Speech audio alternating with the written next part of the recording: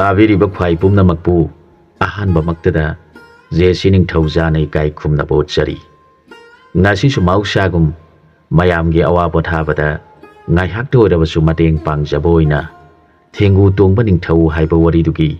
ꯐꯨꯜ story ꯄꯨꯗꯨꯅ ꯂꯥꯛꯆꯔꯤ꯫ ꯋꯥꯔꯤꯁꯤ ꯃꯌꯥꯝ ꯄꯨꯟꯅ ꯑꯃꯨꯛ ꯇꯥꯃꯤꯟꯅꯔꯁꯤ꯫ ꯃꯃꯥꯡꯉꯩꯗ ꯄꯥꯏꯈꯣ ꯀꯧꯕ ꯑꯄꯪꯕ ꯂꯨꯈ꯭ꯔꯥꯕꯤ ꯃꯆꯥ ꯑꯃ ꯂꯩꯔꯝꯃꯤ꯫ ꯃꯍꯥꯛ ꯌꯥꯝꯅ ꯄꯪꯉꯤ꯫ ꯃꯤꯅ ꯍꯥꯏꯕ ꯈꯨꯗꯤꯡꯃꯛ ꯃꯍꯥꯛꯅ ꯑꯆꯨꯝꯕꯅꯤ ꯈꯜꯂꯤ꯫ ꯃꯥꯒꯤ ꯃꯇꯧ ꯑꯗꯨ ꯎꯔꯒ ꯃꯤꯁꯤꯡꯅ ꯃꯉꯣꯟꯗ ꯐꯥꯒꯤ ꯇꯧꯕꯤ꯫ ꯃꯗꯨ ꯃꯥꯅ ꯑꯁꯦꯡꯕꯅꯤ ꯑꯆꯨꯝꯕꯅꯤ ꯍꯥꯏꯅ ꯈꯜꯂꯤ꯫ ꯅꯣꯡꯃꯗꯤ ꯂꯩꯀꯥꯏ ꯑꯗꯨꯒꯤ ꯅꯨꯄꯤ ꯑꯃꯅ ꯇꯣꯔꯕꯣꯠ ꯑꯃ ꯄꯨꯔꯗꯨꯅ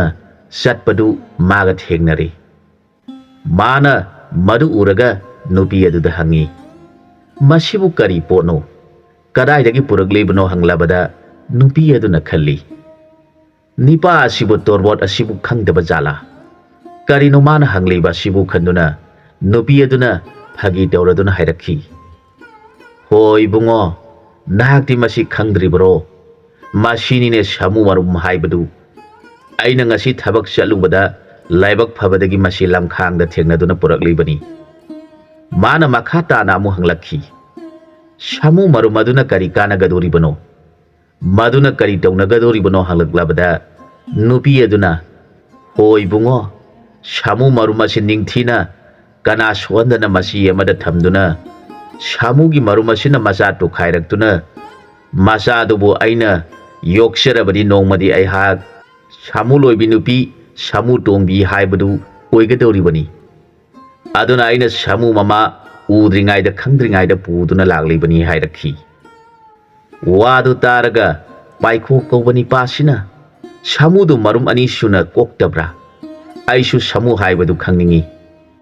ꯃꯥꯒꯤ ꯃꯔꯨꯝ ꯑꯗꯨ ꯑꯅꯤ ꯁꯨꯅ ꯀꯣꯛꯄ ꯊꯣꯛꯂꯕꯗꯤ ꯑꯩꯁꯨ ꯃꯗꯨ ꯅꯤꯡꯊꯤꯅ ꯊꯝꯗꯨꯅ ꯃꯆꯥ ꯑꯗꯨ ꯇꯣꯡꯕ ꯌꯥꯔꯕꯗꯤ ꯃꯗꯨꯒꯤ ꯃꯊꯛꯇ ꯇꯣꯡꯗꯨꯅ ꯆꯠꯅꯤꯡꯉꯤ ꯍꯥꯏꯔꯛꯈꯤ꯫ ꯃꯥꯒꯤ ꯋꯥꯗꯨ ꯇꯥꯔꯒ ꯅꯨꯄꯤ ꯑꯁꯤꯅ ꯅꯣꯛꯅꯤꯡꯕ ꯄꯣꯛꯏ꯫ ꯑꯗꯨꯒ ꯍꯥꯏꯔꯛꯈꯤ, ꯏꯕꯨꯡꯉꯣ, ꯃꯁꯤꯗꯤ ꯇꯥꯡꯅ ꯊꯣꯛꯄ ꯄꯣꯠꯁꯛꯅꯤ꯫ ꯍꯦꯛꯇ ꯑꯇꯝꯅꯅ ꯊꯤꯔꯕꯁꯨ ꯐꯪꯗꯦ꯫ ꯑꯗꯨꯕꯨ ꯂꯥꯏꯕꯛ ꯐꯔꯕꯗꯤ ꯁꯥꯃꯨ ꯃꯌꯥꯝꯅ ꯀꯣꯛꯁꯤꯜꯂꯝꯕ ꯃꯔꯨꯝ ꯃꯐꯝ ꯊꯣꯛꯂꯕꯗꯤ 5-10ꯁꯨ ꯊꯦꯡꯅꯕ ꯌꯥꯎꯏ ꯍꯥꯏꯔꯛꯈꯤ꯫ ꯋꯥꯗꯨ ꯇꯥꯔꯒ ꯄꯥꯏꯈꯣꯅ ꯅꯨꯃꯤꯠ ꯈꯨꯗꯤꯡ ꯀꯣꯏꯆꯠ ꯆꯠꯇꯨꯅ ꯁꯥꯃꯨ ꯃꯔꯨꯝ ꯊꯤꯕ ꯍꯧꯔꯛꯂꯦ꯫ ꯑꯁꯨꯝꯅ ꯃꯍꯥꯛ ꯃꯇꯝ ꯈꯔ ꯁꯥꯃꯨ ꯃꯔꯨꯝ ꯊꯤꯔꯛꯄꯗ ꯐꯪꯗ꯭ꯔꯦ꯫ ꯃꯥꯅ ꯃꯊ꯭ꯋꯥꯏ ꯅꯨꯡꯉꯥꯏꯇꯅ ꯎꯈꯥ ꯑꯃꯒꯤ ꯃꯈꯣꯡꯗ ꯐꯝꯗꯨꯅ ꯋꯥꯈꯜ ꯈꯜꯂꯛꯈꯤ꯫ ꯅꯨꯄꯤ ꯑꯗꯨꯅ ꯍꯥꯏꯔꯝꯕ ꯃꯁꯤꯗꯤ ꯇꯔꯥꯏꯅ ꯐꯪꯕ ꯅꯠꯇꯦ, ꯂꯥꯏꯕꯛ ꯐꯕ ꯃꯤꯅ ꯊꯦꯡꯅꯒꯗꯕꯅꯤ ꯍꯥꯏꯕꯗꯨ ꯅꯤꯡꯁꯤꯡꯂꯛꯇꯨꯅ ꯃꯍꯥꯛ ꯃꯔꯥꯏꯕꯛ ꯊꯤꯔꯕ ꯃꯤꯁꯛꯅꯤ ꯈꯟꯗꯨꯅ ꯎꯈꯥ ꯑꯗꯨꯗ ꯐꯝꯗꯨꯅ ꯀꯞꯇꯨꯅ ꯂꯩꯈ꯭ꯔꯦ꯫ ꯃꯇꯝ ꯑꯗꯨꯗ ꯑꯆꯠ ꯑꯋꯣꯛ ꯃꯤꯁꯤꯡꯅ ꯎꯔꯗꯨꯅ ꯍꯥꯏꯔꯛꯈꯤ, ꯄꯥꯏꯈꯣ, ꯅꯪꯕꯨ ꯀꯔꯤ ꯇꯧꯔꯕꯒꯦ? ꯀꯔꯤꯒꯤ ꯀꯞꯇꯨꯅ ꯂꯩꯔꯤꯕꯅꯣ ꯍꯪꯂꯛꯂꯕꯗ ꯄꯥꯏꯈꯣꯅ, ꯇꯥꯗꯈꯣꯏ, ꯑꯩꯍꯥꯛ ꯑꯁꯤ ꯂꯥꯏꯕꯛ ꯐꯠꯇꯕ ꯃꯤꯁꯛ ꯑꯃꯅꯤ꯫ ꯑꯩꯅ ꯁꯥꯃꯨ ꯃꯔꯨꯝ ꯑꯃꯇꯪ ꯊꯤꯔꯛꯄꯁꯦ ꯀꯨꯏꯔꯕꯅꯤ꯫ ꯂꯥꯏꯕꯛ ꯐꯠꯇꯕ ꯃꯤꯁꯛ ꯑꯣꯏꯕꯅ ꯉꯁꯤ ꯐꯥꯎꯕ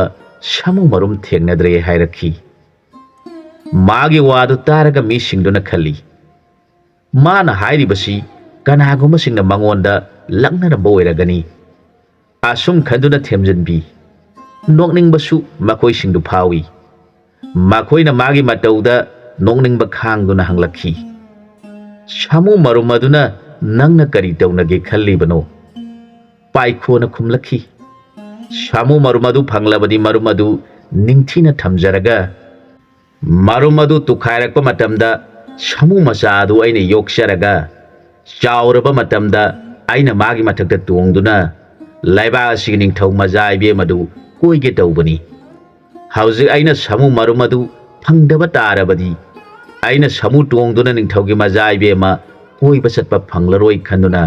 ꯀꯞꯂꯤꯕꯅꯤ ꯍꯥꯏꯔꯛꯈꯤ꯫ ꯃꯥꯒꯤ ꯋꯥꯗꯨ ꯇꯥꯔꯒ ꯃꯤꯁꯤꯡ ꯑꯗꯨꯅ ꯌꯥꯝꯅ ꯅꯣꯛꯅꯤꯡꯕ ꯐꯥꯎꯏ꯫ ꯑꯗꯨꯕꯨ ꯃꯥꯒꯤ ꯃꯃꯥꯡꯗ ꯅꯣꯛꯂꯨꯕ ꯇꯥꯔꯕꯗꯤ ꯃꯥꯅ ꯁꯥꯎꯔꯛꯇꯨꯅ ꯃꯈꯣꯏꯅ ꯉꯥꯡꯅꯔꯤꯕꯗꯨ ꯌꯥꯔꯔꯣꯏ ꯈꯟꯗꯨꯅ ꯃꯈꯣꯏ ꯀꯅꯥꯃꯠꯇ ꯅꯣꯛꯇ꯭ꯔꯦ꯫ ꯑꯗꯨꯒ ꯑꯃꯅ ꯍꯥꯏꯔꯛꯈꯤ, ꯏꯕꯨꯡꯉꯣ, ꯁꯥꯃꯨ ꯃꯔꯨꯝ ꯑꯗꯨꯗꯤ ꯃꯃꯥꯗꯨꯅ ꯅꯤꯡꯊꯤꯅ ꯀꯣꯟꯕꯤꯗ꯭ꯔꯕꯗꯤ ꯃꯆꯥ ꯑꯗꯨ ꯄꯤꯁꯛ ꯄꯤꯛꯅ ꯑꯣꯜꯂꯤ ꯍꯥꯏ꯫ ꯑꯗꯨꯅ ꯅꯍꯥꯛꯅ ꯁꯥꯃꯨ ꯃꯔꯨꯝ ꯑꯗꯨ ꯐꯪꯂꯕꯁꯨ ꯃꯃꯥꯅ ꯀꯣꯟꯗꯕꯅ ꯃꯆꯥ ꯇꯨꯈꯥꯏꯔꯕꯁꯨ ꯅꯪꯅ ꯇꯣꯡꯕ ꯌꯥꯔꯣꯏ ꯍꯥꯏꯔꯛꯈꯤ꯫ ꯅꯤꯄꯥ ꯑꯗꯨꯒꯤ ꯋꯥꯗꯨ ꯇꯥꯔꯒ ꯄꯥꯏꯈꯣꯅ ꯍꯥꯏꯔꯛꯈꯤ, ꯇꯥꯗ, ꯁꯥꯃꯨ ꯃꯔꯨꯝ ꯑꯗꯨꯕꯨ ꯐꯪꯕꯨ ꯐꯪꯒꯗ꯭ꯔꯥ? ꯐꯪꯂꯕꯗꯤ ꯃꯆꯥ ꯑꯣꯟꯕ ꯃꯇꯝꯗ ꯄꯤꯛꯂꯕꯁꯨ ꯆꯥꯎꯔꯕꯁꯨ ꯁꯥꯃꯨ ꯃꯆꯥꯕꯨ ꯑꯣꯜꯂꯕꯗꯤ ꯑꯩꯒꯤꯗꯤ ꯑꯀꯥꯏꯕ ꯂꯩꯇꯦ ꯍꯥꯏꯔꯛꯈꯤ꯫ ꯃꯥꯒꯤ ꯋꯥꯗꯨ ꯇꯥꯔꯒ ꯅꯤꯄꯥ ꯑꯗꯨꯅ ꯍꯥꯏꯔꯛꯈꯤ, ꯐꯔꯦ, ꯏꯅꯥꯎꯅꯕꯨ ꯄꯤꯛꯂꯕꯁꯨ ꯄꯥꯝꯃꯦ ꯍꯥꯏꯔꯕꯅꯤꯅ ꯁꯥꯃꯨ ꯃꯔꯨꯝ ꯑꯃ ꯏꯌꯥꯝꯕꯅ ꯄꯤꯔꯒꯦ, ꯅꯍꯥꯛ ꯀꯞꯄ ꯇꯣꯛꯂꯣ ꯍꯥꯏꯔꯛꯈꯤ꯫ ꯃꯥꯒꯤ ꯋꯥꯗꯨ ꯇꯥꯔꯒ ꯑꯄꯪ ꯄꯥꯏꯈꯣꯅ ꯍꯥꯏꯔꯛꯈꯤ, ꯏꯌꯥꯝꯕ, ꯁꯥꯃꯨ ꯃꯔꯨꯝ ꯑꯗꯨ ꯀꯗꯥꯏꯗ ꯂꯩꯕꯒꯦ? ꯑꯃꯠꯇ ꯅꯅꯥꯎꯗ ꯄꯤꯕꯤꯌꯨ ꯍꯥꯏꯖꯔꯛꯈꯤ꯫ ꯅꯤꯄꯥ ꯑꯗꯨꯅ, ꯍꯦꯔꯥ, ꯉꯔꯥꯡꯗ ꯑꯩꯈꯣꯏꯒꯤ ꯅꯇꯩꯃ ꯑꯗꯨꯅ ꯁꯥꯃꯨ ꯃꯔꯨꯝ ꯑꯃ ꯊꯦꯡꯅꯩ ꯍꯥꯏ꯫ ꯃꯗꯨꯗ ꯅꯇꯩꯃ ꯑꯗꯨꯅ ꯀꯔꯤꯁꯨ ꯀꯥꯟꯅꯔꯣꯏꯗꯕ, ꯃꯆꯥ ꯑꯣꯜꯂꯕꯁꯨ ꯇꯣꯡꯕꯁꯨ ꯌꯥꯔꯣꯏꯗꯕꯅꯤ ꯈꯟꯗꯨꯅ ꯁꯥꯃꯨ ꯃꯔꯨꯝ ꯑꯗꯨ ꯈꯣꯡꯕꯥꯟꯗ ꯍꯨꯟꯗꯣꯛꯈ꯭ꯔꯦ ꯍꯥꯏꯅ ꯑꯩꯉꯣꯟꯗ ꯅꯇꯩꯃ ꯑꯗꯨꯅ ꯇꯝꯃꯤ꯫ ꯏꯅꯥꯎꯅ ꯁꯥꯃꯨ ꯃꯔꯨꯝ ꯄꯥꯝꯃꯤ ꯈꯪꯗꯕꯅ ꯑꯩꯁꯨ ꯀꯔꯤꯁꯨ ꯍꯥꯏꯗꯅ ꯂꯩꯍꯧꯔꯦ꯫ ꯃꯗꯨ ꯅꯇꯩꯃ ꯑꯗꯨꯗ ꯃꯐꯝ ꯀꯗꯥꯏꯗ ꯍꯨꯟꯗꯣꯛꯈꯤꯕꯅꯣ ꯍꯪꯂꯒ ꯅꯍꯥꯛꯅ ꯅꯇꯩꯃ ꯈꯪꯗ꯭ꯔꯤꯉꯩꯗ ꯄꯨꯗꯨꯅ ꯆꯠꯈ꯭ꯔꯣ ꯍꯥꯏꯔꯛꯈꯤ꯫ ꯅꯤꯄꯥ ꯑꯗꯨꯒꯤ ꯋꯥꯗꯨ ꯇꯥꯔꯒ ꯑꯄꯪ ꯑꯗꯨ ꯌꯥꯝꯅ ꯍꯔꯥꯎꯗꯨꯅ ꯅꯤꯄꯥ ꯑꯗꯨꯒꯤ ꯃꯅꯥꯛꯇ ꯆꯪꯁꯤꯜꯂꯛꯇꯨꯅ, ꯇꯥꯗ, ꯆꯠꯂꯁꯤ,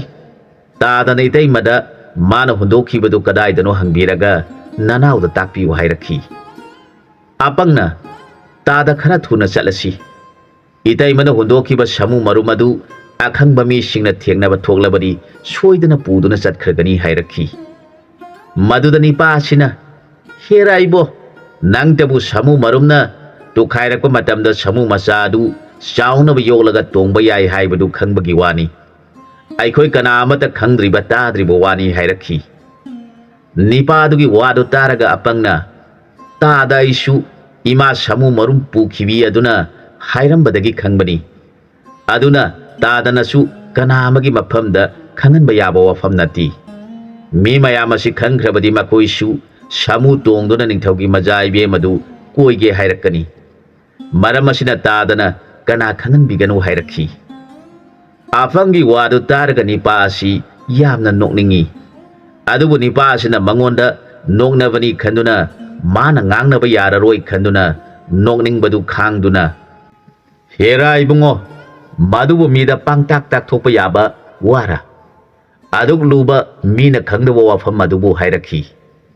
ꯑꯄꯪꯅ, ꯇꯥꯗ, ꯅꯍꯥꯛꯇꯅꯤ ꯅꯅꯥꯎ ꯑꯩꯕꯨ ꯅꯨꯡꯁꯤꯕꯤꯕ, ꯑꯇꯩ ꯑꯇꯣꯞꯄꯁꯤꯡꯗꯤ ꯑꯩꯅ ꯉꯥꯡꯕ ꯇꯥꯔꯒ ꯄꯪꯅꯣꯛꯇ ꯅꯣꯛꯇꯨꯅ ꯋꯥꯍꯪ ꯃꯈꯜ ꯃꯈꯜ ꯍꯪꯂꯛꯏ꯫ ꯅꯅꯥꯎꯗꯤ ꯃꯈꯣꯏꯒꯤ ꯋꯥꯍꯪꯁꯤꯡ ꯑꯗꯨꯒꯤ ꯄꯥꯎꯈꯨꯝ ꯄꯤꯕ ꯉꯝꯗ꯭ꯔꯕ ꯋꯥꯅꯤ ꯍꯥꯏꯔꯛꯈꯤ꯫ ꯅꯤꯄꯥ ꯑꯗꯨꯅ,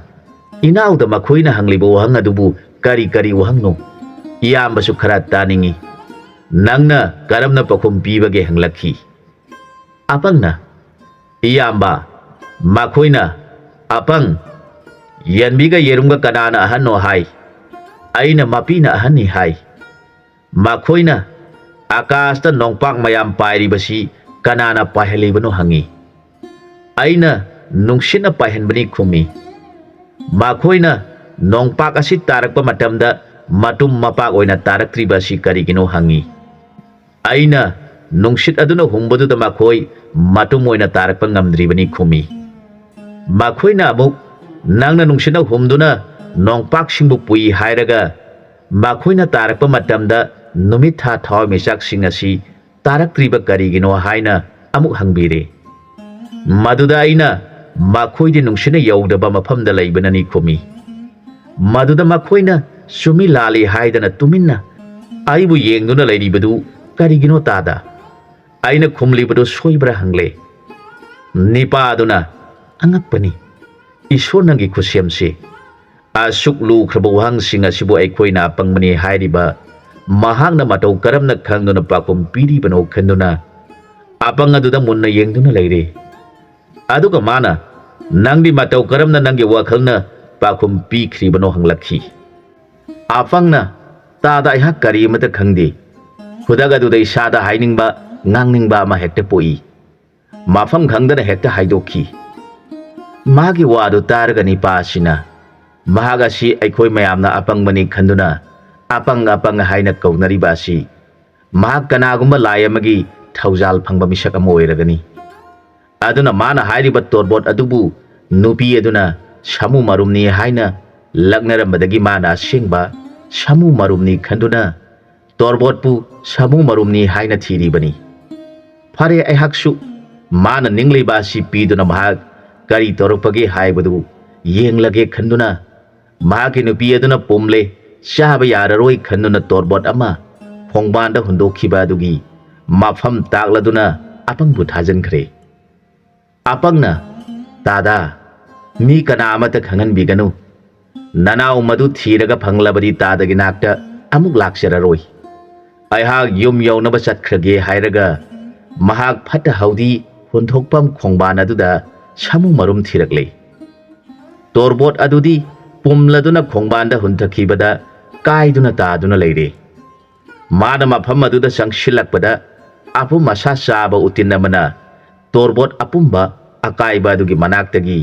tit tit khongladuna heksien thorakhi madu uraga apangna yanglakpada torbot adu tangkhai tana taduna leibu ui manaktagi utinama khongduna sen thorakpa adu uraga apangna masidi masa oledana aina khara thuna laklambagi masa si uba phanglibani natrabadi uramloi khanduna mahak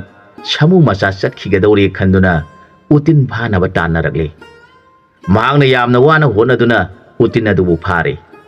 aduga hairakhi nangna karigino sienge tawribadi aina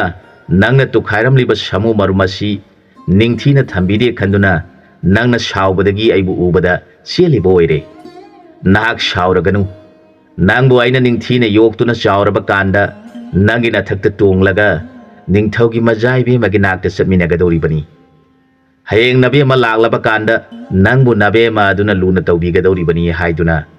utin adu pharaga mahak asum lakle utin aduna magi makutta sikle maduda apang aduna mana engonda shawduna siklibasi aina mabu matam sana mabu onkhiba maru madubu konkhide khanduna engonda shawribani khanduna apangna hairakhi haujikti nahak shawraganu aina nangbu phangnaba thirakpa kuirabani adubu asumna thu haibadagi nangbu olhalakpa shamu marumadu thengnadabadagi nahangna onthorpada thengnakhide haiduna nangna aibu shawribadu shawraganu haiduna utinnaduda wari sari numidang adu utinadu mana thumuk amada opsinduna thamle mahangna shamudi lafu sai khanduna lafu pambiya mayanduna makang makak kaglaga utin thamliba thumuk adugi manungda hapsele mana hairami he shamu macha shamu kobana koidi lafu chaba yamna pami hai aduna aina nangna sana bani haiduna lafu makak khara nangbu uptuna thamliba thumuki manungda hapirabani nangna ngasi ahing asida masi loina pasathu nong hek ngan baga achauba lafu pambi yanduna nangi sana bawat haloi hairakhi numidang adu apang adu yamna haraure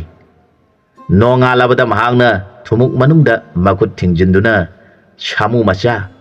haujikti nonga le aikhoi ani ngarange ariba sing khaidoklurasi asum hairaga makhong hamba lamhang amada puduna chali mana mafam yenglakpada phut ani makhai mukpakpa atongba mafam ama leibu ui apangna khali uriba atongba sida phamlaga phairage khanduna atongba duda phamtharaga mahak makhong hamba horakle mahakna makhong hamna hairakhi shamu macha nangsu nasa singdokadaba singdok hauro aidi haure hairakhi mana phamtharaga thengu achauba layoiraba amagi mathakta mathi asabadu phaitharakpa horakpada thengu adu khara khara lengba horakhi maduda utin adu makhuttagi nanthokduna laimai thakta tabadagi narakta changkhre madamaduda thengu adu chatpa horakle magi manangan adu phut ani makhai mukpai mana apangbu mathakta puraga mangak thindoktuna chatpa horakpada apangna khali aigi shamu macha aduna khuttagi nanthokduna laimaida takhibadagi aina khong hamleiba mafam asi karino ama onduna mangak thindoktuna chatpa horakle masi oiba tare shamu hairibadu aigi shamu macha adu kayada thuna chawkhrabano ꯃꯍꯥꯛꯇꯤ ꯑꯩꯅ ꯈꯣꯡ ꯍꯥꯝꯕ ꯉꯥꯏꯗꯨꯅ ꯂꯩꯔꯤꯕ ꯑꯣꯏꯔꯦ꯫ ꯁꯥꯃꯨ ꯍꯥꯏꯕꯁꯤꯗꯤ ꯃꯉꯛꯁꯨ ꯐꯅ ꯌꯥꯝꯅ ꯁꯥꯡꯕ ꯑꯣꯏꯔꯦ꯫ ꯀꯌꯥꯗ ꯁꯤꯡꯈ꯭ꯔꯕ ꯁꯥꯃꯨ ꯃꯆꯥꯅꯣ꯫ ꯆꯠꯂꯨ ꯆꯠꯂꯨ, ꯐꯅ ꯑꯗꯨꯝ ꯅꯨꯡꯉꯥꯏꯔꯤꯌꯦ꯫ ꯃꯁꯤ ꯑꯣꯏꯕ ꯇꯥꯔꯦ ꯁꯥꯃꯨ ꯇꯣꯡꯗꯨꯅ ꯆꯠꯄ ꯍꯥꯏꯕꯁꯤ꯫ ꯑꯗꯨꯕꯨ ꯑꯩꯒꯤ ꯁꯥꯃꯨ ꯑꯁꯤꯗꯤ ꯀꯟꯅ ꯆꯠꯄ ꯉꯝꯗ꯭ꯔꯕ꯭ꯔꯥ ꯀꯔꯤꯅꯣ? ꯃꯤꯒꯤ ꯁꯥꯃꯨꯗꯤ ꯌꯥꯡꯅ ꯆꯠꯇꯨꯅ ꯂꯥꯟ ꯐꯥꯎꯕ ꯁꯣꯛꯅꯩ ꯍꯥꯏꯕ ꯇꯥꯏ꯫ ꯑꯗꯨꯒ ꯑꯩꯒꯤ ꯁꯥꯃꯨ ꯑꯁꯤꯅ ꯃꯕꯨꯛ ꯊꯟꯗꯗꯨꯅ ꯇꯧꯔꯤꯕ꯭ꯔꯥ? ꯀꯟꯅ ꯆꯠꯄ ꯉꯝꯗꯦ ꯍꯥꯏꯔꯛꯈꯤ꯫ ꯑꯩꯅ ꯋꯥꯅ ꯊꯤꯖꯗꯨꯅ ꯅꯪꯕꯨ ꯐꯪꯖꯕꯅꯤ, ꯑꯗꯨꯒ ꯅꯪꯗꯤ ꯀꯟꯅ ꯆꯠꯄ ꯉꯝꯗ꯭ꯔꯤꯕ? ꯑꯗꯨꯕꯨ ꯉꯔꯥꯡ ꯑꯩꯅ ꯄꯤꯖꯕ ꯂꯐꯨ ꯑꯗꯨ ꯆꯥꯕꯗ ꯅꯕꯨꯛ ꯊꯟꯗꯕꯗꯒꯤ ꯅꯍꯥꯛ ꯅꯥꯄꯥꯡꯒꯟ ꯁꯣꯟꯊꯗꯨꯅ ꯀꯟꯅ ꯆꯠꯄ ꯉꯝꯗ꯭ꯔꯤꯕ꯭ꯔꯥ? ꯅꯪꯅ ꯀꯜꯂꯛꯇꯨꯅ ꯀꯟꯅ ꯆꯦꯜꯂꯕꯗꯤ ꯑꯩꯗꯤ ꯅꯨꯡꯉꯥꯏꯈ꯭ꯔꯒꯅꯤꯗ ꯍꯥꯏꯔꯛꯈꯤ꯫ ꯊꯦꯡꯒꯨ ꯂꯥꯕꯗꯨ ꯂꯝꯗꯨꯕꯨ ꯀꯣꯟꯕ ꯂꯥꯏꯅꯤ꯫ ꯑꯗꯨꯕꯨ ꯃꯥꯅ ꯊꯦꯡꯒꯨ ꯑꯣꯏꯅ ꯂꯪꯉꯣꯟꯗꯨꯅ ꯂꯩꯔꯤꯉꯩꯗ ꯑꯄꯪꯅ ꯂꯩꯄꯨꯡꯅꯤ ꯈꯟꯗꯨꯅ ꯃꯊꯛꯇ ꯀꯥꯈꯠꯇꯨꯅ ꯃꯊꯤ ꯐꯥꯏꯖꯟꯕꯗ ꯃꯥꯒꯤ ꯃꯁꯥꯗꯨ ꯑꯄꯪꯒꯤ ꯊꯤꯅ ꯄꯨꯝꯆꯥꯏ ꯆꯥꯏꯔꯦ꯫ ꯃꯍꯥꯛ ꯑꯁꯥꯎꯕ ꯂꯩꯈꯤꯗ꯭ꯔꯦ꯫ ꯊꯦꯡꯒꯨꯅ ꯃꯥꯅ ꯆꯠꯂꯨ ꯍꯥꯏꯕ ꯃꯐꯝꯗ ꯑꯁꯨꯝ ꯂꯥꯛꯄꯅ ꯂꯝꯕꯤ ꯑꯗꯨꯗ ꯂꯩꯁꯥꯕꯤ ꯈꯔ ꯂꯥꯛꯂꯝꯃꯤ꯫ ꯅꯤꯄꯥ ꯑꯃꯅ ꯐꯝꯅ ꯐꯝꯅ ꯆꯠꯂꯤꯕꯗꯨ ꯎꯔꯒ ꯂꯩꯁꯥꯕꯤꯁꯤꯡ ꯑꯗꯨꯅ ꯉꯥꯡꯅꯔꯛꯈꯤ꯫ ꯑꯥꯗ ꯑꯔꯥꯞꯄꯗ ꯎꯔꯤꯕ ꯅꯤꯄꯥ ꯑꯃ ꯐꯝꯅ ꯐꯝꯅ ꯑꯩꯈꯣꯏꯒꯤ ꯏꯅꯥꯛꯇ ꯑꯁꯨꯝ ꯅꯛꯁꯤꯜꯂꯛꯂꯤ꯫ ꯃꯍꯥꯛ ꯑꯁꯤꯕꯨ ꯃꯍꯩ ꯌꯥꯝꯅ ꯍꯩꯕ ꯐꯝꯅ ꯐꯝꯅ ꯆꯠꯄ ꯉꯝꯕ ꯃꯤ ꯑꯣꯏꯔꯕ꯭ꯔꯥ? ꯑꯃꯨꯛꯇꯕꯨ ꯉꯥꯏꯗꯨꯅ ꯌꯦꯡꯈꯤꯁꯤ ꯍꯥꯏꯅꯔꯦ꯫ ꯃꯈꯣꯏ ꯂꯩꯁꯥꯕꯤꯁꯤꯡ ꯑꯗꯨꯅ ꯂꯦꯞꯂꯗꯨꯅ ꯃꯥꯕꯨ ꯂꯥꯛꯄ ꯉꯥꯏꯗꯨꯅ ꯂꯩꯔꯦ꯫ ꯅꯤꯄꯥ ꯑꯁꯤꯅ ꯂꯩꯁꯥꯕꯤꯁꯤꯡ ꯑꯗꯨꯅ ꯂꯩꯔꯤꯕ ꯃꯐꯝ ꯑꯗꯨꯗ ꯊꯦꯡꯒꯨ ꯑꯗꯨꯗ ꯆꯪꯁꯤꯜꯂꯨ ꯍꯥꯏꯔꯦ꯫ ꯊꯦꯡꯒꯨ ꯑꯗꯨꯅ ꯃꯁꯥ ꯄꯨꯝꯅꯃꯛ ꯑꯉꯥꯡꯕꯅ ꯄꯨꯝꯇꯩ ꯇꯩꯔꯗꯨꯅ ꯂꯩꯁꯥꯕꯤꯁꯤꯡꯒꯤ ꯃꯅꯥꯛ ꯌꯧꯁꯤꯜꯂꯛꯂꯦ꯫ ꯂꯩꯁꯥꯕꯤꯁꯤꯡ ꯑꯗꯨꯅ ꯉꯛꯂꯒ ꯍꯪꯂꯛꯈꯤ, ꯍꯣ ꯇꯥꯗ, ꯐꯝꯅ ꯐꯝꯅ ꯆꯠꯄ ꯉꯝꯕ ꯅꯍꯥꯛꯄꯨ ꯀꯗꯥꯏ ꯇꯥꯅ ꯆꯠꯄꯤꯒꯗꯧꯔꯤꯕꯅꯣ? ꯃꯤꯡꯅ ꯀꯔꯤ ꯀꯧꯕꯤꯕꯒꯦ ꯍꯪꯂꯛꯈꯤ꯫ ꯋꯥꯗꯨ ꯇꯥꯔꯒ ꯑꯄꯪꯅ ꯃꯃꯣꯟ ꯅꯨꯡꯉꯥꯏꯅ ꯈꯜꯂꯤ꯫ ꯅꯍꯥꯟ ꯃꯈꯩꯗꯤ ꯑꯁꯨꯝꯅ ꯂꯩꯁꯥꯕꯤꯁꯤꯡꯅ ꯅꯤꯡꯊꯤꯅ ꯅꯨꯡꯁꯤꯅ ꯑꯃꯨꯛꯇ ꯀꯧꯕꯤꯗ꯭ꯔꯤꯕꯅꯤ꯫ ꯉꯁꯤꯗꯤ ꯑꯩꯅ ꯁꯥꯃꯨ ꯇꯣꯡꯗꯨꯅ ꯆꯠꯄ ꯎꯕꯁꯤꯗ ꯃꯈꯣꯏ ꯀꯜꯂꯛꯇꯨꯅ ꯑꯩꯕꯨ ꯅꯨꯡꯁꯤꯅ ꯀꯧꯕ ꯍꯧꯔꯛꯂꯦ ꯈꯟꯗꯨꯅ ꯑꯁꯨꯝꯅ ꯅꯣꯛꯐꯦꯠ ꯇꯧꯔꯒ ꯍꯥꯏꯔꯛꯈꯤ꯫ ꯍꯣ ꯏꯕꯦꯝꯃ ꯈꯣꯏ, ꯑꯩꯒꯤ ꯏꯃꯤꯡꯗꯤ ꯄꯨꯝꯇꯩ ꯄꯨꯝꯆꯥꯏ ꯍꯥꯏꯅ ꯀꯧꯏ꯫ ꯑꯩꯅ ꯆꯠꯂꯤꯕ ꯑꯁꯤꯅ ꯑꯩꯍꯥꯛ ꯅꯤꯡꯊꯧꯒꯤ ꯃꯆꯥ ꯏꯕꯦꯝꯃ ꯑꯗꯨꯅ ꯂꯩꯔꯤꯕ ꯃꯐꯝ ꯑꯗꯨ ꯇꯥꯅ ꯆꯠꯀꯦ ꯇꯧꯕꯅꯤ꯫ ꯃꯍꯥꯛ ꯎꯅꯔꯒ ꯃꯥꯕꯨ ꯑꯩꯒꯤ ꯔꯥꯅꯤ ꯑꯣꯏꯌꯨ ꯍꯥꯏꯒꯦ ꯇꯧꯕꯅꯤ ꯍꯥꯏꯔꯛꯈꯤ꯫ ꯃꯥꯒꯤ ꯋꯥꯗꯨ ꯇꯥꯔꯒ ꯂꯩꯁꯥꯕꯤꯁꯤꯡ ꯑꯗꯨꯅ ꯑꯃꯨꯛ ꯍꯪꯂꯛꯈꯤ, ꯇꯥꯗꯒꯤ ꯃꯤꯡ ꯑꯁꯤꯕꯨ ꯀꯅꯥꯅ ꯊꯣꯜꯂꯤꯕꯅꯣ? ꯃꯅꯨꯡꯗ ꯑꯥꯔꯊ ꯂꯩꯔꯝꯒꯗꯕ ꯃꯥꯜꯂꯤ ꯍꯥꯏꯔꯛꯈꯤ꯫ ꯑꯄꯪꯅ, ꯏꯕꯦꯝꯃ ꯈꯣꯏ, ꯉꯁꯤ ꯑꯁꯤ ꯑꯩꯅ ꯑꯩꯒꯤ ꯁꯥꯃꯨ ꯃꯆꯥ ꯑꯃꯒ ꯂꯣꯏꯅꯅ ꯑꯩꯈꯣꯏ ꯑꯅꯤ ꯑꯔꯤꯕ ꯈꯥꯏꯗꯣꯛꯄ ꯂꯝꯍꯥꯡꯗ ꯆꯠꯂꯝꯃꯤ꯫ ꯑꯩꯅ ꯑꯇꯣꯡꯕ ꯂꯩꯄꯨꯡ ꯑꯃꯒꯤ ꯃꯊꯛꯇ ꯇꯣꯡꯂꯒ ꯑꯔꯤꯕ ꯈꯥꯏꯗꯣꯛꯇꯨꯅ ꯂꯩꯕ ꯑꯗꯨꯗ ꯑꯩꯒꯤ ꯁꯥꯃꯨ ꯃꯆꯥ ꯑꯗꯨꯁꯨ ꯑꯔꯤꯕ ꯈꯥꯏꯗꯣꯛꯆꯔꯣ ꯍꯥꯏꯗꯨꯅ ꯊꯝꯕꯗ ꯉꯥꯏꯍꯥꯛ ꯂꯩꯔꯒ ꯁꯥꯃꯨ ꯃꯆꯥꯗꯨ ꯃꯥꯡꯊꯣꯛꯈ꯭ꯔꯦ꯫ ꯑꯗꯨꯒ ꯑꯩꯅ ꯇꯣꯡꯗꯨꯅ ꯆꯠꯂꯤꯕ ꯑꯁꯤ ꯃꯁꯥ ꯄꯨꯝꯅꯃꯛ ꯄꯨꯝꯇꯩ ꯇꯩꯗꯨꯅ ꯄꯨꯝꯆꯥꯏ ꯆꯥꯏꯗꯨꯅ ꯆꯠꯃꯤꯟꯅꯔꯤꯕ ꯑꯁꯤꯅꯤ꯫ ꯑꯩꯅ ꯏꯁꯤꯡ ꯂꯩꯕ ꯃꯐꯝꯗ ꯃꯥꯕꯨ ꯆꯥꯝꯊꯣꯛꯄꯤꯔꯒ ꯑꯩꯍꯥꯛ ꯅꯤꯡꯊꯧꯒꯤ ꯃꯆꯥꯅꯨꯄꯤꯅ ꯂꯩꯕ ꯃꯐꯝ ꯑꯗꯨ ꯇꯥꯅ ꯆꯠꯆꯒꯦ ꯇꯧꯔꯤꯕꯅꯤ꯫ ꯃꯥꯒꯤ ꯋꯥꯗꯨ ꯇꯥꯔꯒ ꯂꯩꯁꯥꯕꯤꯁꯤꯡ ꯑꯗꯨꯅ, ꯇꯥꯗ, ꯑꯔꯥꯞꯄꯗ ꯅꯤꯡꯊꯧꯒꯤ ꯃꯆꯥꯅꯨꯄꯤ ꯑꯃꯨꯛ ꯊꯤꯕꯤꯔꯨꯗ꯭ꯔꯕꯁꯨ ꯑꯩꯈꯣꯏꯒꯤ ꯏꯇꯥ ꯏꯕꯦꯝꯃ ꯑꯁꯤꯕꯨ ꯄꯥꯝꯕꯤꯗꯕ꯭ꯔꯥ? ꯏꯇꯥ ꯏꯕꯦꯝꯃ ꯑꯁꯤꯗꯤ ꯃꯊꯟꯇ ꯄꯣꯛꯄꯤꯅꯤ꯫ ꯃꯥꯕꯨ ꯄꯣꯛꯄ ꯄꯥꯕꯨꯡꯁꯨ ꯂꯩꯇ꯭ꯔꯦ꯫ ꯏꯃꯥ ꯑꯗꯨꯒ ꯃꯈꯣꯏ ꯑꯅꯤꯗ ꯅꯨꯡꯉꯥꯏꯅ ꯂꯩꯔꯤꯕꯅꯤ꯫ ꯃꯥꯕꯨ ꯂꯧꯕꯤꯔꯕꯗꯤ ꯇꯥꯗꯗꯤ ꯅꯨꯡꯉꯥꯏꯅ ꯂꯩꯒꯗꯧꯔꯤꯕꯅꯤ꯫ ꯇꯥꯗꯅ ꯅꯤꯡꯊꯧꯒꯤ ꯃꯆꯥꯅꯨꯄꯤ ꯂꯧꯔꯕꯗꯤ ꯇꯥꯗꯅ ꯅꯤꯡꯊꯧꯗ ꯑꯃꯨꯛ ꯈꯨꯔꯨꯝ, ꯃꯕꯨꯡꯁꯤꯡꯗ ꯑꯃꯨꯛ ꯈꯨꯔꯨꯝ, ꯑꯣꯟꯊꯣꯛꯅ ꯋꯥꯒꯗꯧꯔꯤꯕꯅꯤ꯫ ꯏꯇꯥ ꯑꯁꯤꯕꯨ ꯂꯧꯖꯔꯕꯗꯤ ꯇꯥꯗꯅ ꯈꯨꯔꯨꯝꯒꯗꯧꯕ ꯃꯤꯁꯨ ꯑꯃꯠꯇ ꯂꯩꯇ꯭ꯔꯦ ꯍꯥꯏꯔꯛꯈꯤ꯫ ꯃꯗꯨꯗ ꯑꯄꯪꯅ ꯑꯃꯨꯛ ꯍꯥꯏꯔꯛꯈꯤ, ꯏꯕꯦꯝꯃ ꯈꯣꯏ, ꯅꯈꯣꯏ ꯃꯌꯥꯝꯅ ꯍꯥꯏꯔꯤꯕ ꯑꯁꯤꯕꯨ ꯅꯤꯡꯊꯧꯒꯤ ꯃꯆꯥ ꯂꯧꯔꯕꯗꯤ ꯋꯥꯏ ꯍꯥꯏꯔꯤꯕꯁꯤꯕꯨ ꯆꯨꯝꯂꯕ ꯖꯥꯠꯂꯥ ꯍꯪꯂꯛꯈꯤ꯫ ꯋꯥꯗꯨ ꯇꯥꯔꯒ ꯂꯩꯁꯥꯕꯤꯁꯤꯡꯅ ꯑꯆꯨꯝꯕ ꯉꯥꯛꯇꯅꯤ ꯑꯩꯈꯣꯏꯅ ꯍꯥꯏꯔꯤꯕꯁꯤ꯫ ꯅꯤꯡꯊꯧꯒꯤ ꯃꯆꯥꯕꯨ ꯂꯧꯔꯨꯔꯕꯗꯤ ꯂꯩꯕꯥꯛ ꯂꯩꯕꯥꯛꯇ ꯂꯥꯟ ꯆꯠꯂꯨ ꯍꯥꯏꯅ ꯅꯤꯡꯊꯧ ꯑꯗꯨꯅ ꯍꯥꯏꯔꯛꯀꯗꯧꯔꯤꯕꯅꯤ꯫ ꯂꯥꯏꯕꯛ ꯊꯤꯗꯨꯅ ꯇꯥꯗ ꯀꯣꯛ ꯁꯤꯗꯣꯛꯈꯤꯕ ꯊꯣꯛꯂꯕꯗꯤ ꯅꯆꯟꯑꯣꯏꯕꯤ ꯑꯩꯈꯣꯏ ꯊꯃꯣꯏ ꯑꯁꯤ ꯌꯥꯝꯅ ꯅꯨꯡꯉꯥꯏꯖꯍꯧꯔꯔꯣꯏ꯫ ꯑꯗꯨꯅ ꯇꯥꯗꯅ ꯏꯇꯥ ꯑꯁꯤꯕꯨ ꯄꯥꯝꯕꯤꯗ꯭ꯔꯕꯁꯨ ꯑꯩꯈꯣꯏ ꯃꯌꯥꯝꯒꯤ ꯃꯔꯛꯇꯒꯤ ꯑꯄꯥꯝꯕ ꯑꯃ ꯈꯟꯕꯤꯌꯨ ꯍꯥꯏꯔꯛꯈꯤ꯫ ꯃꯈꯣꯏꯒꯤ ꯋꯥꯗꯨ ꯇꯥꯔꯒ ꯑꯄꯪꯅ ꯅꯣꯛꯐꯦꯠ ꯇꯧꯔꯗꯨꯅ ꯍꯪꯂꯛꯈꯤ ꯏꯕꯦꯝꯃ ꯅꯈꯣꯏꯁꯨ ꯑꯩꯅ ꯈꯨꯔꯨꯝꯒꯗꯕ ꯂꯩꯇꯕꯤ ꯉꯥꯛꯇꯔꯥ ꯃꯌꯥꯝ ꯑꯗꯨꯒꯤ ꯃꯔꯛꯇ ꯑꯃꯅ ꯇꯥꯗ ꯑꯩꯈꯣꯏꯗꯤ ꯏꯄꯥ ꯏꯃꯥ ꯏꯕꯨꯡ ꯏꯄ꯭ꯋꯥ ꯁꯨꯅ ꯂꯩꯕ ꯉꯥꯛꯇꯅꯤ ꯑꯗꯨꯅ ꯇꯥꯗꯅ ꯈꯨꯔꯨꯝꯒꯗꯕ ꯌꯥꯝꯃꯤ ꯇꯥꯗꯅ ꯏꯇꯥ ꯑꯁꯤꯕꯨ ꯄꯥꯝꯕꯤꯗ꯭ꯔꯤꯕ꯭ꯔꯥ ꯀꯔꯤꯅꯣ ꯍꯔꯥꯎꯕ ꯂꯩꯇ꯭ꯔꯤꯕ ꯑꯁꯤꯕꯨ ꯍꯥꯏꯔꯕꯗ ꯑꯄꯪꯅ ꯅꯈꯣꯏꯅꯗꯤ ꯈꯪꯗ꯭ꯔꯤꯕ ꯑꯩꯅꯗꯤ ꯅꯈꯣꯏ ꯄꯨꯝꯅꯃꯛ ꯂꯣꯏꯅ ꯅꯨꯡꯁꯤꯔꯨꯔꯦ ꯍꯦꯛ ꯍꯥꯏꯔꯛꯈꯤ ꯂꯩꯁꯥꯕꯤꯁꯤꯡ ꯑꯗꯨ ꯍꯩꯃꯥ ꯍꯥꯏꯅꯔꯒ ꯃꯔꯩ ꯇꯤꯡꯊꯣꯛꯅꯗꯨꯅ ꯀꯟꯅ ꯅꯣꯛꯄ ꯍꯧꯔꯛꯈꯤ ꯃꯗꯨꯗ ꯑꯄꯪꯅ ꯀꯔꯤꯒꯤꯅꯣ ꯏꯕꯦꯝꯃꯁꯤꯡꯅ ꯑꯩꯅ ꯑꯁꯦꯡꯕ ꯍꯥꯏꯖꯔꯒ ꯀꯔꯤꯒꯤ ꯅꯣꯛꯅꯕꯤꯔꯤꯕꯅꯣ ꯋꯥꯗꯨꯗ ꯂꯩꯁꯥꯕꯤ ꯑꯃꯅ ꯍꯣ ꯇꯥꯗ ꯑꯩꯈꯣꯏ ꯃꯌꯥꯝ ꯑꯁꯤꯕꯨ ꯇꯥꯗꯅ ꯀꯔꯤ ꯁꯨꯗꯨꯅ ꯊꯥꯛꯄꯤꯒꯗꯧꯔꯤꯕꯅꯣ ꯍꯪꯂꯛꯈꯤ ꯃꯗꯨꯗ ꯑꯄꯪꯅ ꯍꯣ ꯏꯕꯦꯝꯃ ꯂꯥꯏꯅ ꯌꯥꯠꯄ ꯈꯌꯥꯠꯄꯨ ꯆꯥꯗꯅ ꯁꯤ ꯍꯥꯏꯕꯁꯤ ꯑꯃꯠꯇ ꯇꯥꯗꯕꯅꯤ ꯍꯥꯏꯔꯛꯈꯤ ꯑꯄꯪꯒꯤ ꯃꯣꯂꯤ ꯃꯣꯂꯤ ꯉꯥꯡꯕ ꯋꯥꯐꯝ ꯑꯗꯨ ꯇꯥꯔꯒ ꯂꯩꯁꯥꯕꯤꯁꯤꯡ ꯑꯗꯨꯅ ꯀꯔꯤ ꯅꯤꯄꯥꯅꯣ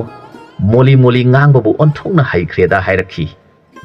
ꯂꯩꯁꯥꯕꯤꯁꯤꯡ ꯑꯗꯨꯅ ꯃꯥꯅ ꯉꯥꯡꯕ ꯇꯥꯅꯤꯡꯗꯨꯅ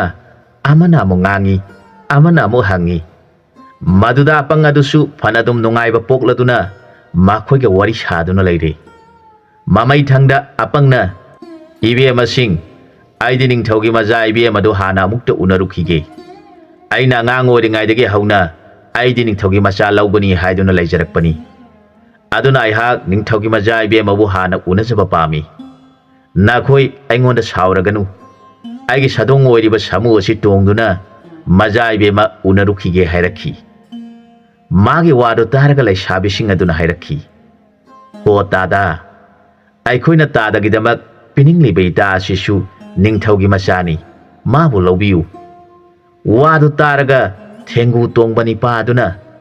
ꯅꯈꯣꯏꯅ ꯍꯥꯏꯔꯤꯕꯗꯨ ꯑꯆꯨꯝꯕ꯭ꯔꯥ ꯃꯍꯥꯛꯇꯤ ꯀꯔꯝꯅ ꯅꯤꯡꯊꯧꯅ ꯄꯣꯛꯄꯅꯣ ꯀꯔꯤ ꯃꯃꯤꯡ ꯀꯧꯕꯒꯦ ꯍꯪꯂꯛꯈꯤ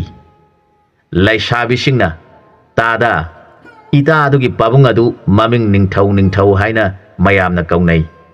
ꯃꯍꯥꯛꯅ ꯂꯩꯔꯝꯕꯁꯤ ꯈꯨꯟ ꯑꯁꯤꯗꯅꯤ ꯇꯥꯗꯅ ꯏꯇꯥ ꯑꯁꯤꯕꯨ ꯂꯧꯕꯤꯔꯕꯗꯤ ꯇꯥꯗꯒꯤ ꯃꯤꯡ ꯆꯠꯄ ꯑꯣꯏꯒꯗꯧꯔꯤꯕꯅꯤ ꯍꯥꯏꯔꯛꯈꯤ ꯑꯄꯪ ꯑꯗꯨꯅ ꯏꯕꯦꯝ ꯑꯁꯤꯕꯨ ꯅꯤꯡꯊꯧꯒꯤ ꯃꯆꯥꯅꯤ ꯍꯥꯏꯕ ꯑꯩꯗꯤ ꯅꯤꯡꯊꯧꯒꯤ ꯃꯆꯥꯅꯨꯄꯤ ꯍꯥꯏꯕꯁꯤꯗꯤ ꯃꯤꯅ ꯉꯥꯡꯅꯕ ꯇꯥꯕꯗ ꯂꯩꯁꯥꯕꯤꯁꯤꯡꯗꯒꯤ ꯇꯣꯉꯥꯟꯕ ꯑꯃ ꯑꯣꯏꯔꯕꯣꯏ ꯅꯤꯡꯉꯤ ꯑꯩꯅ ꯈꯜꯂꯝꯕ ꯑꯗꯨꯒꯗꯤ ꯑꯣꯟꯅꯔꯦ ꯍꯥꯏꯔꯛꯈꯤ ꯇꯥꯗ ꯀꯔꯤꯗ ꯑꯣꯟꯅꯔꯤꯕꯅꯣ ꯅꯤꯡꯊꯧꯒꯤ ꯃꯆꯥꯅꯨꯄꯤ ꯍꯥꯏꯕ ꯏꯕꯦꯝꯃ ꯑꯗꯨꯁꯨ ꯑꯩꯈꯣꯏꯒꯨꯝꯕ ꯃꯤꯅꯤ ꯆꯞ ꯃꯥꯟꯅꯕꯅꯤ मासु मीनी माना अमा तोप्पा नती मासु मीनी माना हेनबा हाइबबु मादी नुंगाइबा इमुंगदा पोक्पनिना थबक सुदबा अदुदी माना हेली अदुगा अइखोइगी इपन निंगथौ कौबा अदुगी मजाइबे मासिदी अइखोइगुम थबक इंखांग कन्ना सुदुना मासा फना नुंगाइना लैरिबसिनी हाइरखी वादु तारगा अपंगना इबे मखोय अइदी निंगथौगी मजाइबे मादुना नाखोइ मयामदगी हेना अटोपो ओइना लैबो ओइरबोइ निंगलोरे मागसु नाखोइगुम मौंग मतौ सब मानरबदी नाखोइ मयामगे मरक्तगी फज्जबा अमा खनबा तारेदना हाइरगा महाक तुमिन्ना वा ngang लैरिङाइदा अहल ओइरबी नुपी अमा लाक्लमी महाकना लैसाबीसिंगदु येंगलदुना इबेमा नाखोइ मयामदी करी तौरिबनो हंगलखी अदुगा लुख्राबीगी मचानुपी अदुदा येंगलगा निंगथौगी मचानुपी नंगसु यावरिब्रा हेक हाइरखी लुख्राबी मचानुपी अदुना होय इने अइसु यावरि हाइना खुमी मदुदा अपंगना हाइ महाक असि मखोइना हाइबा सोइद्रे महाक निंगथौगी मचानी अइना थिरगलिबसि महाक असिबु ओइबा तारे लैसाबीसिंग असिना हाइरिबसि अचुम्ब ओइबा तारे खनबा हरकले मदुदा अपंग अदुना इबे मखोय नखोइ लेहौरो अइहाक राजकुमारी उनबा थेंख्रे चलगे हाइदुना कदर तौरखी मागे मौंग मतौ ngangnaba nungaiba aduda laisabisinग aduna ho tada nahapu karamba mino tada di minungsi khangdaba mita oina tawida nasan oibi aikoina tadabu nungsijaduna pamjaduna aikoi mayamgi manungdagi tadana pambiba ama khanbiro hairabasu yabidi natraga ningthaugi macha pambirabasu ita asi lobiro hairabasu yaningdi minungsi khangdaba tadani shausinaduna laisa mayamdu yengnaraduna ita sa chatlasi asiguma minungsi khangdaba nipagi manakta amu hana laiduna wa ngangnaba haunadi hairakhi maduda apang aduna sonthangna solakhi nakhoinadi khangsu khangdana aibu minusi khangdaba mini hairi aduga aidi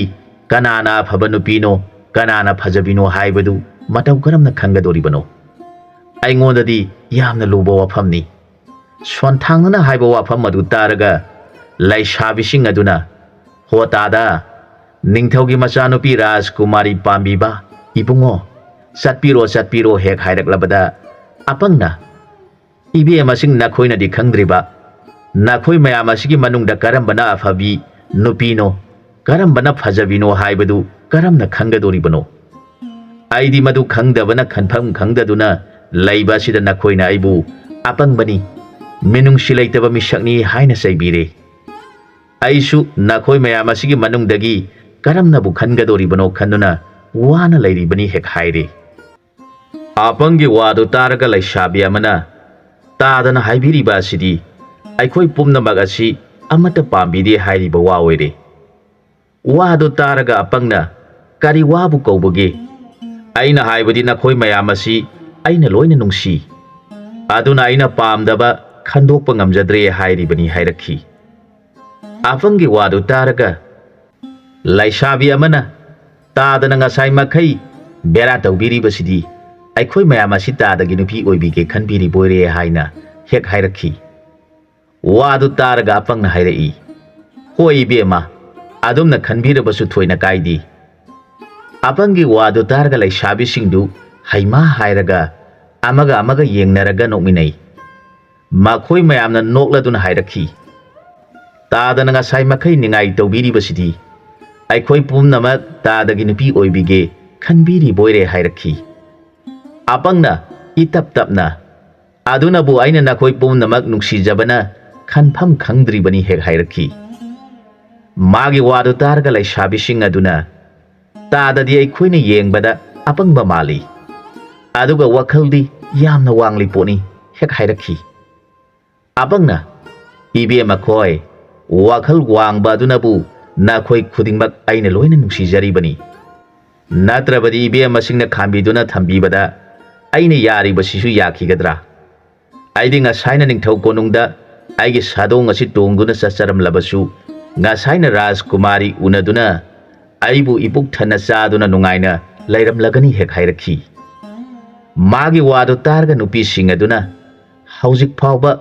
mabuk asi sengdri tadana ningthaugi macha nupi pamlabasu aikhoi ki ningthau kauba asigi majai be masi lauro hairabasu nakhoi mayamgi manungda khanpham khangdi loina nungsi takpire aduga tadagi sadongi tauribasina masa pumnamak amangbana pumtai tairi masibu tongduna laiba asigi konung kaba thoklabadi tadadi phaduna manam nami kadaidagino hanglakani hek hairakhi matamasida apangadu mapan thoninglaktuna mahak thengu adudagi kumtharaga mapan thokpa chali maduda thengu aduna thuna chatkiduna anakpada lairiba pukri amada songthaduna lukre thengu adu masada tairiba amangba pumnamak samthoktuna machinda nga ama chiglaga phawgalakhi apangna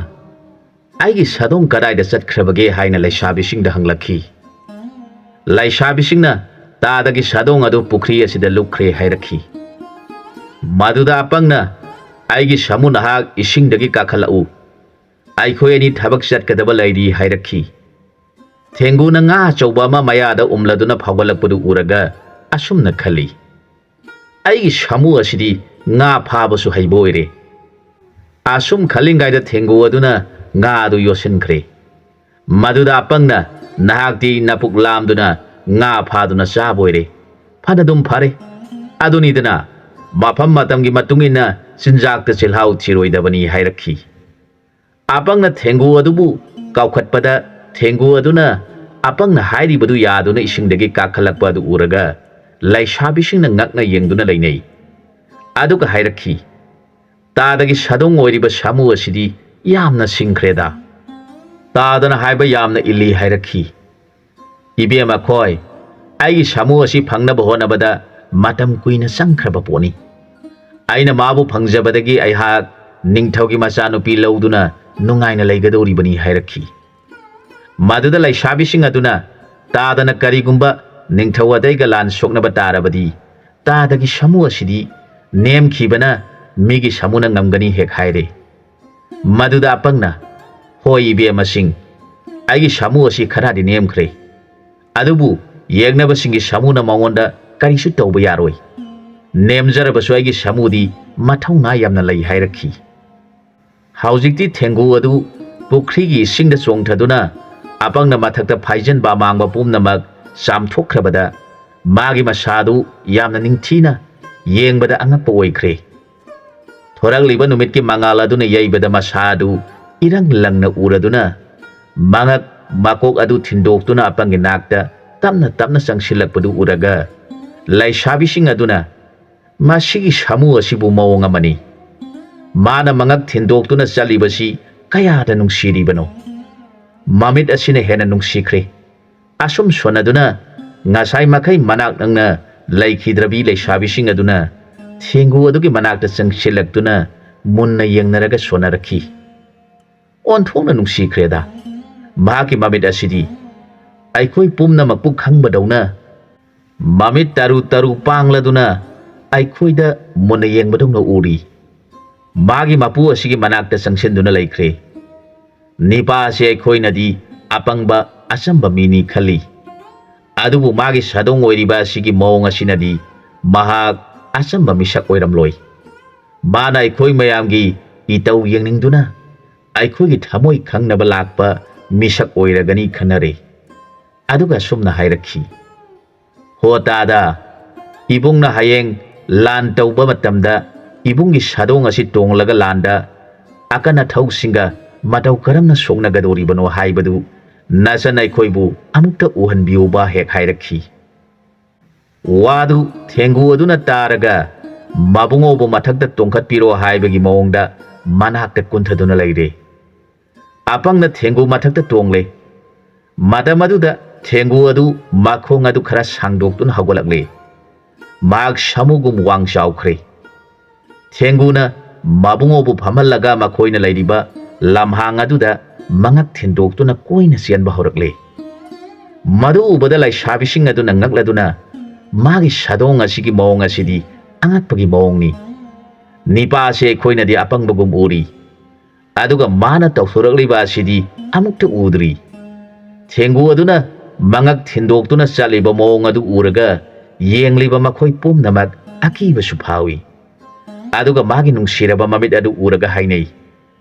ꯃꯥꯒꯤ ꯃꯃꯤꯠ ꯑꯁꯤꯗꯤ ꯅꯨꯡꯁꯤꯕꯗ ꯂꯣꯏꯈ꯭ꯔꯦ,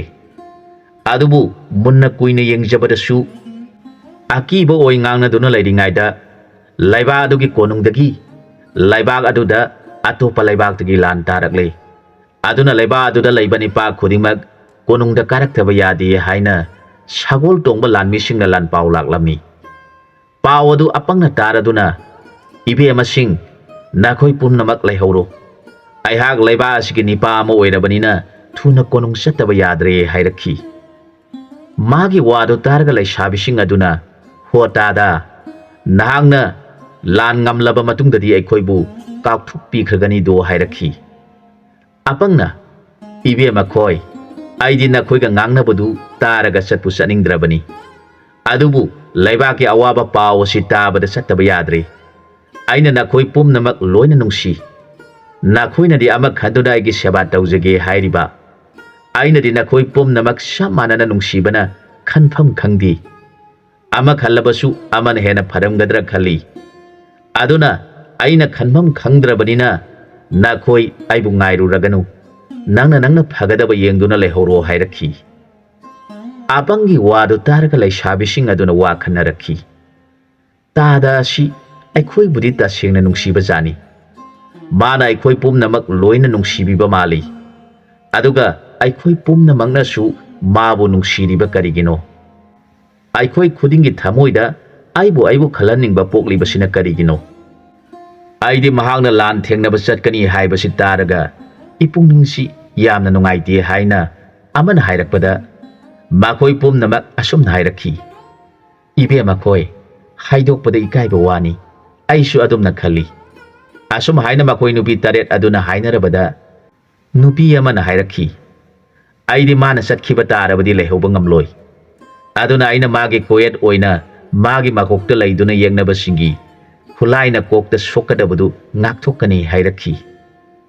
magi wadu targa amana hairakhi aidi mabu asuki matik nungsikhre aduna magi khwangda setpa phi oiduna ma khwangda selhankrage hairakhi amana amuk aidi magi khuchu thang oiduna magi mateng pangduna thang oina leirage hairakhi amana amuk nangna thang oirabadi aina sungoi oirage hairakhi amana aidi aruba phajaba pamjabini aduna magi nagi nain oiduna magi nada leirage hairakhi amana amuk aidi magi makhongda tongnaba khumuk oirage asumna nupi taret asi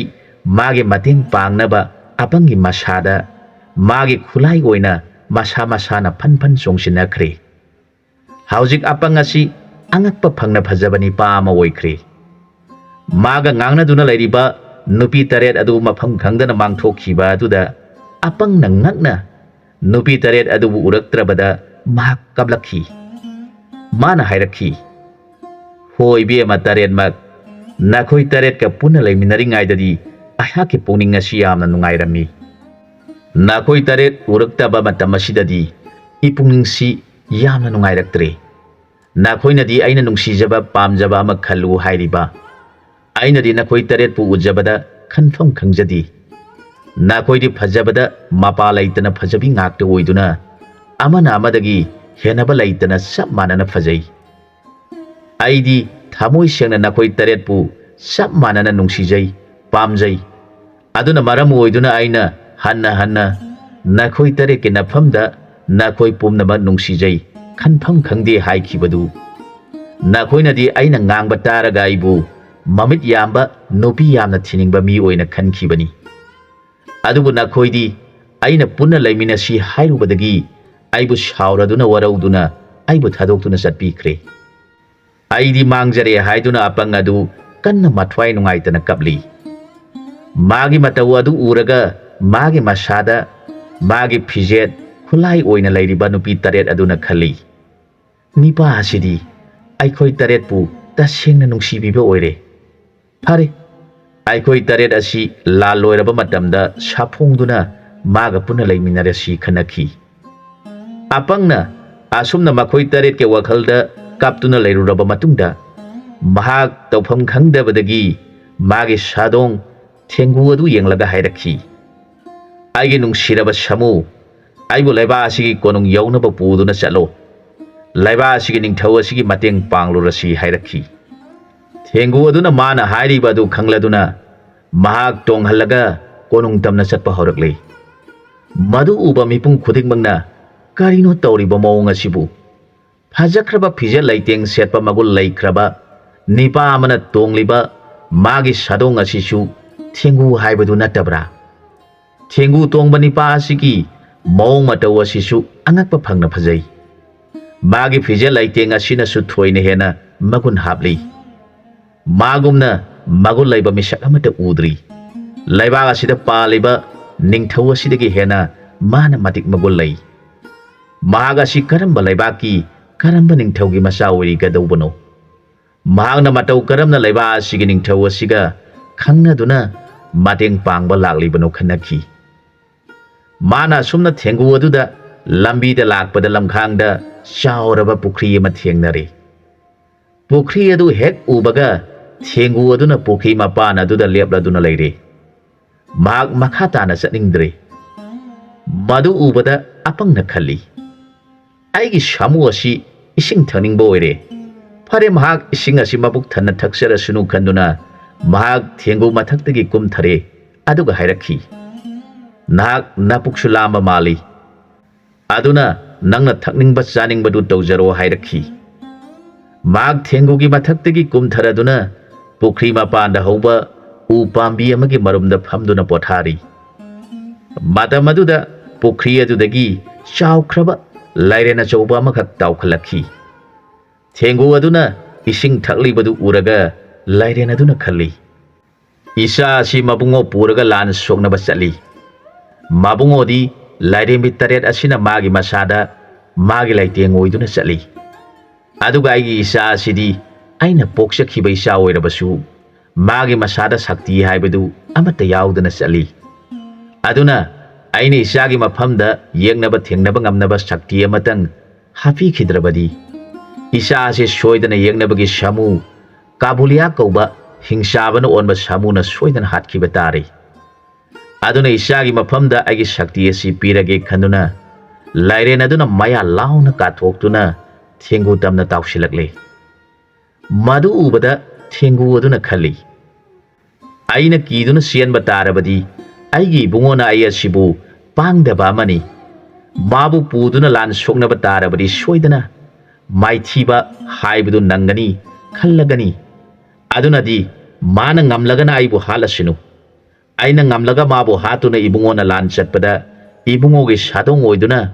आइगी इबुंगोबु ताइबंग मियोइबसिंगी ममांगदा अथोइबा मिसक अमा ओइहलगे खंदुना थेंगु अदु मंगक अदु मसागी मनुंगदा सिंगसिंदुना लैख्रे मतम अदुदा लाइरेन अदु थेंगु अदुबु पुन्ना योसनख्रे थेंगु अदुदी मसा पोमनमक योटकुम कंसनख्रे थेंगुना लाइरेनगी मपुक मनुंग हेक योबगा थेंगु अदु खरा खरा चाउथोरकले लाइरेन अदुना खल्ली कारिनो आइगी इसा सिना आइगी इपुक मनुंग असिदा असुम असुम चाउथोरकली बासिबु आइहाक यामना वासिलकले इपुक असि सोइदना सेखाइरक पतारे आइना कुइना लैथोकपा थोकलबदी आइहाक सोइदना सिबा सोइद्रे अदुना आइना थुना माबु ओथोक्तुना मागी मफमदा थाउजाल पिबीबा मतम ओइरकले आइनादि मा असि इसानी अंगांगनी खंदुना करी खंगम लोइ खनबनी अदुबो मादी आइंगोंदगी हेना माइ हैबो ओइरमले असुम खंदुना लाइरेन थिनथबा तौदुना थेंगु अदु ओथोकले अदुगा हाइरखी इपागी बुंगो नाहागसी इपाना पोक्सखिबनी नाखोई तरेत नमादुना कोक्लबदा नाहाक्ति थेंगना ममैदा नमादुना कोखी हाइदुना इसागी नमिंगबु थेंगु हाइना कौखिबनी ngasi कौबा नुमित असिदगी इसागी नमिंगदी थेंगु लाइना हाइना ताइबंगना खंगनबो ओइरसिनु इसाना नबुंगो पुरदुना लाइबाकी दमकता लान थेंगनबा चलिबदु इपाना उरदुना इसागे नफमदा शक्ति खरादंग पीगे खंदुना Pukhri असिदा इसाबु ngaiduna leiramlibani isana hena शक्ति leiramle adumoinamak ipage punungda isabu matam kharadang thambikhiba aduna isagi nafamda yengnaba singna tharakpa khulai mata changda boira sinu hairaga lairena du maya dagi mangalamana thengu dugi masada kamsin biri thengu aduna kapladuna ipa ibungo nanai nasabu warobiganu nasana ima aduna kokpiba numit adudagi isingda sakta aduna leikhibana ipabu nasak khangjahudabadagi ipagi nafamda aranba wakhana ipabu hatke khalubagi dos adu kokpiramu haina mapa oiba lairengi mafamda mamita mapi taraga kappa horakle masa adugi matau uraga lairen adu mapuni nungsina masabu amuktang konbiram lagai singda lupthakre madu afang aduna uraga karino aigi samu asidi isingda laiba lenna chauba amaga nungsina wari sanariba sibu khanuna lai mana khali aigi samu asi achamba samu nati mag achauba lensing asiga sumaru oiba mali asumna thengu tongladuna konung tamna thengu aduna puduna sali maduda laibaga duda lairiba mathwai wana raba praja sing aduna nipa matik magol laikhraba mana mina tongnadaba thengu achauwa ama tongladuna chalibadu uraga sumna hanglakhi ho lambida achauba thengu tongduna chaliba ibungo nahapu kanano mafam garaida chalibano haina hanglakhi apangna khumlakhi hangbiriba nakhoi bu chak charabra nakhoi mayamna hanglibadu aidi chak lambana khumbaware hairakhi magi wadu taraga mising aduna mahasoi aikhoina hangjaribashi laibaga sida lan taraglagani haiduna laibaga si yamna wanari aduna mahasoi buning thogi misang sangnaba laglibra nadraga yengnaba lan taba laglibra haiba khangjaningduna hangjabani hairakhi makhoigi wadu taraga afangna hairakhi ꯂꯩꯕꯥꯛ ꯑꯁꯤꯒꯤ ꯅꯤꯡꯊꯧꯒꯤ ꯃꯇꯦꯡ ꯄꯥꯡꯒꯦ ꯍꯥꯏꯗꯨꯅ ꯂꯥꯛꯆꯔꯤꯕꯅꯤ ꯃꯥꯒꯤ ꯋꯥꯗꯨ ꯇꯥꯔꯒ ꯃꯤꯌꯥꯝ ꯑꯗꯨꯅ ꯍꯔꯥꯎꯅ ꯑꯗꯨ ꯑꯣꯏꯔꯕꯗꯤ ꯏꯕꯨꯡꯉꯣ ꯆꯥꯛ ꯑꯁꯤ ꯃꯐꯝ ꯑꯁꯤꯗ ꯆꯥꯕꯤꯔꯣ ꯍꯥꯏꯗꯨꯅ ꯃꯈꯣꯏ ꯃꯌꯥꯝꯅ ꯑꯄꯪꯒꯤ ꯆꯥꯛ ꯄꯤꯖꯅꯕ ꯂꯥꯡꯗꯨꯅ ꯃꯥꯕꯨ ꯂꯨꯅ ꯇꯧꯖꯗꯨꯅ ꯄꯤꯖꯕꯤꯔꯦ ꯃꯗꯨꯗ ꯑꯄꯪꯅ ꯃꯌꯥꯝꯒꯤ ꯏꯁꯤꯡ ꯂꯩꯕ ꯀꯔꯝꯕ ꯃꯐꯝ ꯂꯩꯕꯒꯦ ꯑꯩꯒꯤ ꯁꯥꯃꯨ ꯑꯁꯤ ꯏꯁꯤꯡꯗ ꯀꯨꯝꯍꯟꯗꯨꯅ ꯃꯆꯤꯟꯖꯥꯛ ꯈꯔ ꯆꯥꯍꯟꯒꯦ ꯍꯥꯏꯔꯛꯈꯤ ꯃꯤꯌꯥꯝꯅ ꯏꯕꯨꯡꯉꯣ ꯑꯩꯈꯣꯏꯒꯤꯁꯤꯗ ꯑꯆꯧꯕ ꯇꯨꯔꯦꯟ ꯑꯃ ꯆꯦꯜꯂꯤ ꯍꯥꯏꯔꯕꯗ ꯑꯄꯪꯅ ꯏꯌꯥꯝꯕꯁꯤꯡꯅ ꯂꯝꯕꯤ ꯁꯤꯡꯕꯤꯗꯨꯅ ꯇꯨꯔꯦꯟ ꯑꯗꯨ ꯇꯝꯅ ꯑꯩꯒꯤ ꯁꯥꯗꯣꯡ ꯑꯣꯏꯔꯤꯕ ꯁꯥꯃꯨ ꯑꯁꯤꯕꯨ ꯄꯨꯕꯤꯗꯨꯅ ꯃꯥꯕꯨ ꯃꯄꯨꯛ ꯊꯟꯅ ꯈꯔ ꯄꯤꯖꯕꯤꯔꯨ ꯍꯥꯏꯔꯛꯈꯤ ꯃꯗꯨꯗ ꯃꯤꯁꯤꯡ ꯑꯗꯨꯅ ꯂꯝꯖꯤꯡꯂꯗꯨꯅ ꯊꯦꯡꯒꯨ ꯑꯗꯨꯕꯨ ꯇꯨꯔꯦꯟ ꯇꯝꯅ ꯄꯨꯗꯨꯅ ꯆꯠꯈ꯭ꯔꯦ ꯊꯦꯡꯒꯨꯅ ꯏꯁꯤꯡꯗ ꯀꯨꯝꯊꯗꯨꯅ ꯂꯨꯞꯈ꯭ꯔꯦ ꯑꯗꯨꯒ ꯃꯥꯅ ꯉꯥ ꯐꯥꯗꯨꯅ ꯆꯥꯕ ꯍꯧꯔꯛꯂꯦ ꯃꯥꯅ ꯇꯨꯔꯦꯟꯒꯤ ꯏꯁꯤꯡ ꯏꯔꯣꯟꯅꯨꯡꯗ ꯉꯥ ꯐꯥꯗꯨꯅ ꯆꯥꯔꯤꯉꯩꯗ ꯏꯁꯤꯡ ꯏꯔꯣꯟꯅꯨꯡ ꯑꯗꯨꯗ ꯂꯥꯏꯔꯦꯝꯕꯤ ꯑꯃ ꯅꯤꯡꯊꯤꯕ ꯐꯨꯔꯥ ꯑꯃꯒꯤ ꯃꯅꯨꯡꯗꯒꯤ ꯊꯣꯔꯛꯇꯨꯅ ꯊꯦꯡꯒꯨ ꯌꯦꯡꯂꯒ ꯂꯥꯎꯔꯛꯈꯤ ꯍꯥꯏ ꯅꯍꯥꯛ ꯀꯅꯥꯅꯣ ꯑꯩꯒꯤ ꯏꯇꯥꯔꯣꯏ ꯑꯣꯏꯕꯤ ꯉꯥꯁꯤꯡꯕꯨ ꯐꯥꯗꯨꯅ ꯆꯥꯔꯤꯕ ꯅꯍꯥꯛ ꯑꯩꯕꯨ ꯀꯤꯗꯕ꯭ꯔꯥ ꯅꯪꯅ ꯀꯔꯤ ꯃꯔꯝꯒꯤ ꯉꯥꯁꯤꯡ ꯑꯁꯤꯕꯨ ꯐꯥꯗꯨꯅ ꯆꯥꯔꯤꯕꯅꯣ ꯃꯈꯣꯏꯗꯤ ꯑꯩꯒꯤ ꯆꯥꯟꯅꯔꯕ ꯏꯇꯥꯔꯣꯏ ꯉꯥꯛꯇꯅꯤ ꯃꯈꯣꯏꯕꯨ ꯐꯥꯗꯨꯅ ꯆꯥꯒꯦ ꯍꯥꯏꯔꯕꯗꯤ ꯑꯩꯉꯣꯟꯗ ꯍꯥꯟꯅ ꯀꯔꯤꯒꯤ ꯇꯥꯛꯇ꯭ꯔꯤꯕꯅꯣ ꯑꯁꯨꯝ ꯍꯥꯏꯅ ꯀꯟꯅ ꯂꯥꯎꯔꯛꯂꯕꯗ ꯊꯦꯡꯒꯨ ꯑꯗꯨꯅ ꯍꯥꯏꯔꯛꯈꯤ ꯃꯐꯝ ꯑꯁꯤꯗ ꯂꯩꯕꯤꯔꯤꯕꯤ ꯅꯍꯥꯛꯄꯨ ꯀꯅꯥꯅꯣ ꯀꯔꯤ ꯃꯔꯝ ꯂꯩꯗꯨꯅ ꯅꯪꯅ ꯏꯁꯤꯡ ꯃꯅꯨꯡꯗ ꯂꯩꯕ ꯉꯥꯕꯨ ꯅꯪꯒꯤ ꯅꯇꯥꯔꯣꯏꯅꯤ ꯍꯥꯏꯔꯤꯕꯅꯣ ꯑꯩꯗꯤ ꯒꯨꯔꯨꯅ ꯆꯤꯟꯖꯥꯛ ꯄꯤꯕꯤꯕꯗ ꯉꯥ ꯊꯔꯣꯏ ꯇꯤꯟ ꯀꯥꯡ ꯑꯁꯤꯅꯆꯤꯡꯕ ꯑꯁꯤ ꯆꯥꯗꯨꯅ ꯍꯤꯡꯉꯨ ꯍꯥꯏꯅ ꯇꯝꯕꯤꯈꯤꯕꯗꯒꯤ ꯑꯩꯅ ꯉꯥꯁꯤꯡ ꯑꯁꯤ ꯐꯥꯗꯨꯅ ꯆꯥꯔꯤꯕꯅꯤ ꯑꯗꯨꯕꯨ ꯅꯪꯅ ꯅꯪꯒꯤ ꯅꯇꯥꯔꯣꯏꯁꯤꯡꯅꯤ ꯍꯥꯏꯗꯨꯅ ꯉꯥ ꯆꯥꯒꯅꯨ ꯍꯥꯏꯔꯤꯕꯗꯤ ꯀꯔꯤꯒꯤꯅꯣ ꯅꯪꯅ ꯉꯥꯁꯤꯡ ꯑꯁꯤ ꯆꯥꯒꯅꯨ ꯍꯥꯏꯔꯕꯗꯤ ꯑꯩꯒꯤ ꯆꯥꯅꯕ ꯆꯤꯟꯖꯥꯛ ꯑꯗꯨ ꯅꯪꯅ ꯇꯝꯕꯤꯌꯨ ꯍꯥꯏꯔꯛꯂꯦ ꯊꯦꯡꯒꯨ ꯑꯗꯨꯒꯤ ꯋꯥꯗꯨ ꯇꯥꯔꯒ ꯂꯥꯏꯔꯦꯝꯕꯤ ꯑꯗꯨꯅ ꯈꯜꯂꯤ ꯃꯍꯥꯛ ꯑꯁꯤꯕꯨ ꯀꯔꯝ ꯇꯧꯕ ꯖꯤꯕꯅꯣ ꯈꯟꯗꯨꯅ ꯃꯍꯥꯛ ꯙ꯭ꯌꯥꯟ ꯇꯧꯗꯨꯅ ꯌꯦꯡꯂꯛꯂꯦ ꯂꯥꯛꯂꯤꯕ ꯊꯦꯡꯒꯨ ꯑꯁꯤꯗꯤ ꯒꯨꯔꯨꯒꯤ ꯊꯧꯖꯥꯜ ꯐꯪꯂꯕ ꯃꯉꯣꯟꯗ ꯍꯧꯔꯨꯔꯕꯗꯤ ꯁꯣꯏꯗꯅ ꯃꯥꯏꯊꯤꯕ ꯐꯪꯂꯒꯅꯤ ꯈꯟꯗꯨꯅ ꯍꯥꯏꯔꯛꯈꯤ ꯍꯦ ꯍꯦ ꯏꯃꯥꯗꯤ ꯏꯆꯥꯒꯤ ꯁꯛꯄꯨ ꯈꯪꯂꯨꯗ꯭ꯔꯦ ꯅꯍꯥꯛꯇꯤ ꯁꯂꯥꯏ ꯇꯔꯦꯠꯀꯤ ꯃꯅꯨꯡꯗ ꯂꯩꯔꯤꯕ ꯏꯆꯥꯅꯤ ꯑꯗꯨꯅ ꯏꯆꯥꯗꯤ ꯉꯁꯤꯗꯒꯤ ꯍꯧꯅ ꯑꯔꯥꯝꯕ ꯑꯋꯥꯕ ꯍꯥꯏꯕꯗꯨ ꯈꯪꯂꯒꯅꯨ ꯏꯆꯥꯅ ꯑꯔꯥꯝꯕ ꯍꯥꯏꯕꯗꯨ ꯅꯪꯒꯤ ꯇꯧꯔꯤꯕ ꯅꯊꯧ ꯑꯗꯨ ꯄꯥꯡꯊꯣꯛꯇ꯭ꯔꯤꯕ ꯃꯈꯩ ꯑꯔꯥꯝꯕ ꯂꯩꯔꯒꯅꯨ ꯏꯃꯥꯒꯤ ꯅꯥꯛꯇ ꯆꯪꯁꯤꯜꯂꯛꯎ ꯏꯃꯥꯅ ꯏꯆꯥꯒꯤ ꯃꯄꯨ ꯑꯣꯏꯔꯤꯕ ꯑꯗꯨꯒꯤꯗꯃꯛꯇ ꯂꯤꯛꯂꯥꯡ ꯄꯔꯦꯡ ꯑꯃ ꯄꯨꯖꯈ꯭ꯔꯣ ꯃꯁꯤ ꯅꯉꯣꯟꯗ ꯄꯤꯗꯨꯅ ꯃꯁꯤ ꯁꯤꯗꯨꯅ ꯆꯠꯂꯤꯉꯩꯗ ꯌꯦꯛꯅꯕꯒꯤ ꯑꯀꯟꯕ ꯈꯨꯠꯂꯥꯏ ꯑꯃꯠꯇ ꯆꯪꯗꯕ ꯑꯣꯏꯔꯁꯤꯅꯨ ꯍꯥꯏꯔꯒ ꯂꯥꯏꯔꯦꯝꯕꯤ ꯑꯗꯨꯅ ꯃꯣꯏꯕꯨꯡ ꯃꯆꯥꯅ ꯂꯦꯡꯕ ꯂꯤꯛꯂꯥꯡ ꯑꯃꯈꯛ ꯊꯦꯡꯒꯨ ꯑꯗꯨꯗ ꯄꯤꯔꯦ ꯊꯦꯡꯒꯨ ꯑꯗꯨꯅ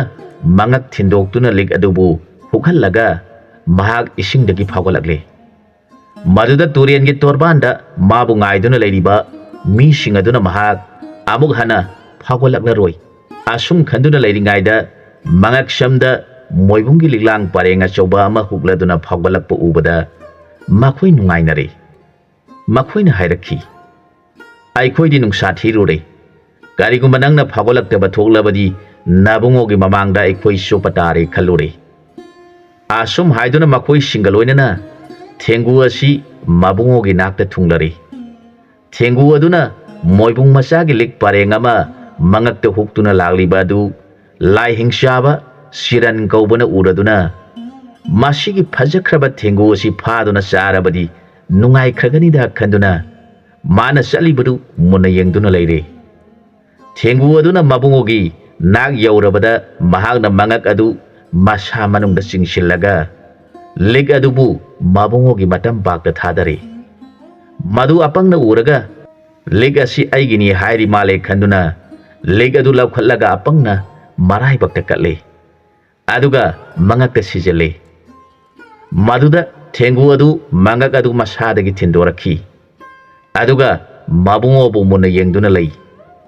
ꯊꯦꯡꯒꯨꯒꯤ ꯃꯃꯤꯠ ꯑꯁꯤꯗꯤ ꯌꯦꯡꯕꯗ ꯌꯥꯝꯅ ꯅꯨꯡꯁꯤꯕ ꯄꯣꯛꯄꯅꯤ ꯑꯗꯨꯅ ꯑꯄꯪꯅ ꯊꯦꯡꯒꯨ ꯑꯗꯨꯕꯨ ꯃꯨꯟꯅ ꯌꯦꯡꯖꯔꯒ ꯑꯩꯒꯤ ꯅꯨꯡꯁꯤꯔꯕ ꯁꯥꯃꯨ ꯅꯪꯕꯨ ꯐꯪꯅꯕ ꯍꯣꯠꯅꯔꯛꯄꯗ ꯑꯩꯅ ꯀꯌꯥꯗ ꯑꯋꯥꯕ ꯑꯣꯏꯈꯤꯕ ꯍꯧꯖꯤꯛꯇꯤ ꯅꯪꯕꯨ ꯑꯩꯅ ꯐꯪꯖꯕ ꯑꯁꯤꯗꯤ ꯀꯌꯥꯒꯤ ꯃꯇꯤꯛ ꯅꯨꯡꯉꯥꯏꯖꯔꯕ ꯍꯥꯏꯔꯒ ꯃꯌꯥꯝ ꯑꯃꯨꯛ ꯂꯩꯕꯤ ꯍꯧꯈꯣ ꯑꯩꯈꯣꯏ ꯑꯅꯤ ꯀꯣꯅꯨꯡꯗ ꯆꯠꯆꯗꯨꯅ ꯅꯤꯡꯊꯧ ꯑꯗꯨꯒꯤ ꯃꯇꯦꯡ ꯄꯥꯡꯕ ꯉꯝꯕ꯭ꯔꯥ ꯌꯦꯡꯖꯔꯨꯈꯤꯒꯦ ꯍꯥꯏꯔꯒ ꯊꯦꯡꯒꯨ ꯇꯣꯡꯂꯗꯨꯅ ꯀꯣꯅꯨꯡ ꯇꯝꯅ ꯆꯠꯄ ꯍꯧꯔꯛꯂꯤ ꯃꯁꯤꯗ ꯂꯥꯏ ꯁꯤꯔꯟ ꯀꯧꯕ ꯍꯤꯡꯆꯥꯕ ꯑꯗꯨꯅ ꯆꯥꯎꯈ꯭ꯔꯕ ꯃꯁꯥ ꯄꯥꯟꯕ ꯎꯆꯦꯛ ꯑꯃꯒꯤ ꯃꯁꯛ ꯂꯧꯔꯒ ꯊꯦꯡꯒꯨ ꯇꯣꯡꯗꯨꯅ ꯆꯠꯂꯤꯕ ꯑꯄꯪꯒꯤ ꯃꯃꯥꯡꯗ ꯂꯦꯞꯂꯗꯨꯅ ꯂꯥꯎꯔꯛꯈꯤ ꯍꯥꯏ ꯍꯥꯏ ꯅꯤꯄꯥ ꯅꯍꯥꯛ ꯅꯊ꯭ꯋꯥꯏꯗꯨ ꯁꯤꯅꯤꯡꯗ꯭ꯔꯕꯗꯤ ꯅꯪꯅ ꯇꯣꯡꯗꯨꯅ ꯆꯠꯂꯤꯕ ꯊꯦꯡꯒꯨ ꯑꯗꯨ ꯑꯩꯉꯣꯟꯗ ꯀꯠꯆꯧ ꯑꯗꯨ ꯑꯣꯏꯔꯕꯗꯤ ꯅꯪꯒꯤ ꯅꯊ꯭ꯋꯥꯏ ꯑꯗꯨ ꯑꯩꯅ ꯀꯟꯕꯤꯒꯅꯤ ꯅꯠꯇ꯭ꯔꯕꯗꯤ ꯅꯪꯁꯨ ꯀꯣꯟꯅꯅ ꯑꯩꯅ ꯄꯨꯟꯅ ꯌꯣꯠꯇꯨꯅ ꯍꯥꯠꯂꯒꯅꯤ ꯂꯥꯎꯔꯛꯈꯤ ꯎꯆꯦꯛ ꯑꯆꯧꯕ ꯑꯗꯨꯅ ꯃꯤꯔꯣꯟ ꯉꯥꯡꯗꯨꯅ ꯂꯥꯎꯔꯛꯄ ꯑꯗꯨ ꯇꯥꯔꯒ ꯑꯄꯪ ꯑꯗꯨ ꯌꯥꯝꯅ ꯉꯛꯇꯨꯅ ꯍꯥꯏꯔꯛꯈꯤ ꯍꯦ ꯎꯆꯦꯛ ꯅꯪꯅ ꯑꯩꯒꯤ ꯅꯨꯡꯁꯤꯈ꯭ꯔꯕ ꯁꯥꯃꯨ ꯑꯁꯤꯕꯨ ꯀꯔꯤ ꯃꯔꯝꯒꯤ ꯄꯤꯌꯨ ꯍꯥꯏꯔꯤꯕꯅꯣ ꯃꯍꯥꯛꯇꯤ ꯑꯩꯒꯤ ꯊꯋꯥꯏꯅꯤ ꯑꯩꯒꯤ ꯊꯋꯥꯏꯅ ꯂꯩꯔꯤꯉꯩꯗ ꯃꯥꯕꯨ ꯅꯪꯒꯤ ꯑꯣꯏꯕ ꯑꯣꯏꯊꯣꯛꯇꯦ ꯍꯥꯏꯔꯛꯈꯤ ꯑꯄꯪꯒꯤ ꯋꯥꯗꯨ ꯇꯥꯔꯒ ꯂꯥꯏꯍꯤꯡꯆꯥꯕ ꯌꯥꯝꯅ ꯁꯥꯎꯈ꯭ꯔꯦ ꯃꯍꯥꯛꯅ ꯍꯥꯏꯔꯛꯈꯤ ꯃꯍꯥꯄꯥꯄꯤ ꯅꯪꯕꯨ ꯅꯨꯡꯁꯤꯕꯗꯒꯤ ꯑꯩꯅ ꯅꯪꯒꯤ ꯊꯦꯡꯒꯨ ꯑꯗꯨ ꯑꯣꯏꯅ ꯄꯤꯌꯨ ꯍꯥꯏꯕꯅꯤ ꯑꯗꯨꯕꯨ ꯅꯪꯅ ꯊꯦꯡꯒꯨ ꯄꯤꯅꯤꯡꯗꯕꯗꯒꯤ ꯅꯁꯥꯃꯛ ꯁꯤꯖꯕ ꯇꯥꯔꯦꯗꯣ ꯅꯈꯣꯏ ꯑꯅꯤꯃꯛ ꯄꯨꯟꯅ ꯌꯣꯜꯂꯒꯦ ꯍꯥꯏꯗꯨꯅ ꯂꯥꯏꯍꯤꯡꯆꯥꯕꯅ ꯃꯌꯥ ꯂꯥꯎꯅ ꯀꯥꯊꯣꯛꯇꯨꯅ ꯄꯥꯏꯁꯤꯜꯂꯛꯂꯤ ꯍꯤꯡꯆꯥꯕꯅ ꯑꯣꯟꯕ ꯎꯆꯦꯛꯀꯤ ꯃꯈꯣꯡꯅ ꯑꯄꯪ ꯑꯃꯁꯨꯡ ꯃꯥꯒꯤ ꯁꯥꯗꯣꯡ ꯊꯦꯡꯒꯨꯕꯨ ꯃꯈꯣꯡꯅ ꯐꯥꯗꯨꯅ ꯑꯀꯥꯁꯇ ꯄꯥꯏꯈꯠꯂꯛꯂꯤ ꯃꯗꯨꯗ ꯑꯄꯪꯅ ꯃꯥꯒꯤ ꯁꯥꯗꯣꯡ ꯑꯣꯏꯔꯤꯕ ꯊꯦꯡꯒꯨ ꯃꯥꯅꯗꯤ ꯁꯥꯃꯨꯅꯤ ꯈꯟꯖꯔꯤꯕ ꯑꯗꯨꯗ ꯍꯥꯏꯔꯛꯈꯤ ꯅꯪꯒꯤ ꯅꯉꯛ ꯑꯗꯨꯅ ꯃꯥꯒꯤ ꯃꯈꯣꯡ ꯑꯗꯨꯗ ꯀꯟꯅ ꯌꯦꯠꯇꯨꯅ ꯇꯥꯗꯅꯕ ꯇꯧ ꯑꯩꯅ ꯃꯥꯒꯤ ꯄꯥꯏꯔꯤꯕ ꯃꯁꯥ ꯑꯅꯤ ꯑꯁꯤ ꯀꯛꯊꯠꯂꯒꯦ ꯍꯥꯏꯔꯛꯈꯤ ꯊꯦꯡꯒꯨ ꯑꯗꯨꯅ ꯍꯥꯏꯔꯛꯈꯤ ꯏꯕꯨꯡꯉꯣ ꯃꯥꯅ ꯐꯥꯗꯨꯅ ꯄꯥꯏꯗꯨꯅ ꯆꯠꯂꯤꯕ ꯑꯁꯤꯗꯨꯝ ꯐꯅ ꯅꯨꯡꯉꯥꯏꯔꯤ ꯍꯥꯏꯅ ꯑꯋꯥꯕ ꯑꯃꯠꯇ ꯂꯩꯇꯅ ꯉꯥꯡꯂꯛꯄ ꯑꯗꯨ ꯇꯥꯔꯒ ꯑꯄꯪꯅ ꯏꯕꯣ ꯅꯪꯒꯤ ꯅꯋꯥꯍꯩ ꯇꯥꯕꯗ ꯑꯩꯗꯤ ꯐꯅꯗꯨꯝ ꯅꯨꯡꯉꯥꯏꯔꯤ ꯍꯥꯏꯔꯛꯈꯤ ꯊꯦꯡꯒꯨ ꯑꯗꯨ ꯃꯍꯥꯛꯅ ꯇꯨꯔꯦꯟꯗ ꯂꯥꯏꯔꯦꯝꯕꯤ ꯑꯃ ꯊꯦꯡꯅꯈꯤꯕ ꯑꯗꯨꯒꯤ ꯃꯄꯥꯅ ꯃꯍꯥꯛ ꯃꯤꯔꯣꯟ ꯊꯣꯛꯂꯦ ꯑꯄꯪꯅ ꯅꯪꯅ ꯅꯨꯡꯉꯥꯏꯕ ꯑꯣꯏꯔꯕꯗꯤ ꯈꯔ ꯄꯥꯏꯒꯦꯁꯤꯔꯥ ꯍꯥꯏꯔꯛꯈꯤ ꯊꯦꯡꯒꯨꯅ ꯃꯥꯅ ꯄꯥꯏꯅꯤꯡꯕ ꯃꯐꯝꯗ ꯄꯥꯏꯖꯁꯤꯅꯨ ꯋꯥꯗꯨ ꯇꯥꯔꯒ ꯑꯄꯪꯕ ꯑꯗꯨ ꯅꯣꯛꯅꯤꯡꯕ ꯐꯥꯎꯔꯛꯇꯨꯅ ꯍꯣꯏꯅꯦ ꯏꯕꯣ ꯃꯥꯅ ꯑꯩꯈꯣꯏ ꯑꯅꯤ ꯄꯨꯗꯨꯅ ꯄꯥꯏꯔꯤꯕꯁꯤ ꯋꯥꯕꯨ ꯋꯥꯗꯕ ꯃꯥꯜꯂꯦ ꯐꯅꯗꯨꯝ ꯅꯨꯡꯉꯥꯏꯔꯤ ꯉꯥꯡꯅꯗꯨꯅ ꯅꯣꯛꯅꯕꯗꯨ ꯄꯥꯏꯔꯤꯕ ꯍꯤꯡꯆꯥꯕ ꯑꯗꯨꯅ ꯇꯥꯔꯒ ꯀꯔꯤ ꯃꯇꯧꯅꯣ ꯃꯈꯣꯏ ꯑꯅꯤ ꯑꯁꯤ ꯃꯊ꯭ꯋꯥꯏꯗ ꯑꯋꯥꯕ ꯑꯃꯠꯇ ꯂꯩꯇꯅ ꯅꯨꯡꯉꯥꯏꯅ ꯅꯣꯛꯅꯗꯨꯅ ꯆꯠꯂꯤ ꯃꯈꯣꯏ ꯑꯅꯤ ꯑꯁꯤ ꯀꯔꯝꯕ ꯖꯤꯕꯅꯣ ꯀꯔꯤ ꯑꯃꯠꯇ ꯁꯤꯒꯅꯤ ꯍꯥꯏꯕꯒꯤ ꯑꯋꯥꯕ ꯑꯃꯠꯇ ꯂꯩꯇꯦ ꯈꯜꯂꯤ ꯃꯗꯨꯗ ꯑꯄꯪꯅ ꯍꯥꯏꯔꯛꯈꯤ ꯏꯕꯣ ꯅꯪꯅꯗꯤ ꯄꯥꯏꯔꯤꯕꯁꯤ ꯅꯨꯡꯉꯥꯏꯔꯦ ꯍꯥꯏꯔꯤ ꯑꯗꯨꯕꯨ ꯑꯩꯈꯣꯏ ꯑꯅꯤꯗꯤ ꯂꯩꯕꯥꯛ ꯑꯁꯤꯒꯤ ꯂꯥꯟ ꯄꯥꯡꯕ ꯂꯥꯛꯂꯤꯕꯅꯤ ꯃꯥꯅ ꯑꯔꯥꯞꯄ ꯃꯐꯝꯗ ꯊꯝꯂꯝꯕ ꯊꯣꯛꯂꯕꯗꯤ ꯑꯩꯈꯣꯏ ꯑꯅꯤ ꯀꯣꯅꯨꯡ ꯌꯧꯅꯕ ꯂꯥꯛꯄꯗ ꯃꯇꯝ ꯀꯨꯏꯅ ꯆꯪꯗꯨꯅ ꯅꯤꯡꯊꯧ ꯑꯗꯨꯒꯤ ꯃꯇꯦꯡ ꯄꯥꯡꯕ ꯉꯝꯍꯧꯗꯕ ꯊꯣꯛꯂꯕꯗꯤ ꯑꯩꯈꯣꯏ ꯑꯅꯤ ꯅꯨꯡꯉꯥꯏꯇꯕ ꯑꯣꯏꯔꯛꯀꯅꯤ ꯑꯗꯨꯅ ꯃꯍꯥꯛꯅ ꯄꯥꯏꯔꯛꯂꯤꯕ ꯑꯁꯤ ꯐꯅ ꯌꯥꯝꯅ ꯂꯥꯞꯅ ꯎꯔꯦ ꯑꯗꯨꯅ ꯃꯍꯥꯛꯀꯤ ꯃꯁꯥ ꯑꯅꯤ ꯑꯁꯤ ꯀꯛꯊꯠꯄꯤꯔꯒꯦ ꯍꯥꯏꯔꯒ ꯂꯥꯏꯔꯦꯝꯕꯤꯁꯤꯡꯅ ꯑꯣꯟꯈꯤꯕ ꯈꯥꯡ ꯑꯗꯨꯅ ꯍꯤꯡꯆꯥꯕꯒꯤ ꯃꯁꯥ ꯅꯥꯝꯃ ꯀꯛꯄ ꯍꯧꯔꯛꯂꯦ ꯃꯗꯨꯗ ꯍꯤꯡꯆꯥꯕ ꯑꯗꯨꯅ ꯀꯔꯤꯅꯣ ꯅꯈꯣꯏ ꯑꯅꯤꯅ ꯇꯧꯔꯤꯕ ꯑꯗꯨꯕꯨ ꯍꯧꯖꯤꯛꯇꯤ ꯅꯈꯣꯏꯅ ꯏꯁꯥ ꯅꯥꯝꯃ ꯀꯛꯊꯠꯇꯨꯅ ꯁꯃꯨꯗ꯭ꯔꯗ ꯇꯥꯈ꯭ꯔꯦ ꯏꯁꯥ ꯅꯥꯝꯃ ꯑꯗꯨꯅ ꯉꯥꯁꯤꯡꯅ ꯆꯥꯔꯤꯕꯁꯤ ꯅꯈꯣꯏꯕꯨ ꯌꯦꯡꯕ ꯅꯨꯡꯉꯥꯏꯔꯤꯕ꯭ꯔꯥ ꯍꯥꯏꯔꯛꯈꯤ ꯑꯩꯒꯤ ꯏꯁꯥ ꯅꯥꯝꯃ ꯅꯈꯣꯏꯅ ꯀꯛꯊꯠꯈꯤꯕꯅ ꯏꯁꯥ ꯑꯁꯤ ꯈꯜ ꯃꯥꯟꯅꯕ ꯉꯝꯗ꯭ꯔꯦ ꯑꯗꯨꯅ ꯅꯈꯣꯏ ꯑꯅꯤꯅ ꯄꯥꯜꯂꯤꯕ ꯏꯁꯥ ꯅꯥꯝꯃ ꯑꯁꯤ ꯀꯛꯇ꯭ꯔꯤꯉꯩꯗ ꯅꯈꯣꯏꯅ ꯊꯨꯡꯅꯤꯡꯕ ꯃꯐꯝꯗꯨ ꯍꯥꯏꯔꯨ ꯃꯐꯝ ꯑꯗꯨ ꯌꯧꯅꯕ ꯑꯩꯅ ꯏꯁꯥ ꯅꯥꯝꯃ ꯑꯁꯤꯅ ꯄꯥꯏꯕꯤꯔꯒꯦ ꯍꯥꯏꯔꯛꯈꯤ ꯍꯤꯡꯆꯥꯕꯒꯤ ꯋꯥꯗꯨ ꯇꯥꯔꯒ ꯑꯄꯪꯅ ꯀꯔꯝꯕ ꯍꯤꯡꯆꯥꯕꯅꯣ ꯃꯥꯕꯨ ꯁꯤꯅꯕ ꯃꯁꯥ ꯅꯥꯝꯃ ꯀꯛꯊꯠꯂꯕ ꯑꯩꯈꯣꯏꯕꯨ ꯃꯥꯅ ꯑꯩꯈꯣꯏꯅ ꯊꯨꯡꯅꯤꯡꯕ ꯃꯐꯝ ꯑꯗꯨ ꯍꯥꯏꯔꯣ ꯃꯐꯝ ꯑꯗꯨ ꯇꯥꯅ ꯄꯨꯕꯤꯔꯒꯦ ꯍꯥꯏꯔꯤ ꯃꯍꯥꯛ ꯑꯁꯤꯕꯨ ꯀꯔꯝꯕ ꯂꯥꯏꯅ ꯁꯩꯑꯣꯟ ꯇꯧꯗꯨꯅ ꯑꯩꯈꯣꯏ ꯑꯅꯤꯒꯤ ꯊꯃꯣꯏꯕꯨ ꯆꯥꯡ ꯌꯦꯡꯕꯤꯔꯤꯕꯅꯣ ꯈꯜꯂꯤ ꯑꯗꯨꯒ ꯍꯥꯏꯔꯛꯈꯤ ꯍꯦ ꯍꯤꯡꯆꯥꯕ ꯑꯩꯈꯣꯏ ꯑꯅꯤꯗꯤ ꯂꯩꯕꯥꯛ ꯑꯁꯤꯒꯤ ꯅꯤꯡꯊꯧꯒꯤ ꯀꯣꯅꯨꯡ ꯌꯧꯅꯤꯡꯉꯤ ꯃꯥꯒꯤ ꯃꯇꯦꯡ ꯄꯥꯡꯅꯤꯡꯉꯤ ꯍꯥꯏꯔꯛꯈꯤ ꯍꯤꯡꯆꯥꯕꯅ ꯂꯩꯕꯥꯛ ꯑꯗꯨꯒꯤ ꯀꯣꯅꯨꯡ ꯃꯄꯥꯟ ꯀꯥꯡꯖꯩꯕꯨꯡ ꯑꯆꯧꯕ ꯑꯗꯨ ꯇꯝꯅ ꯃꯈꯣꯏ ꯑꯅꯤꯕꯨ ꯄꯨꯗꯨꯅ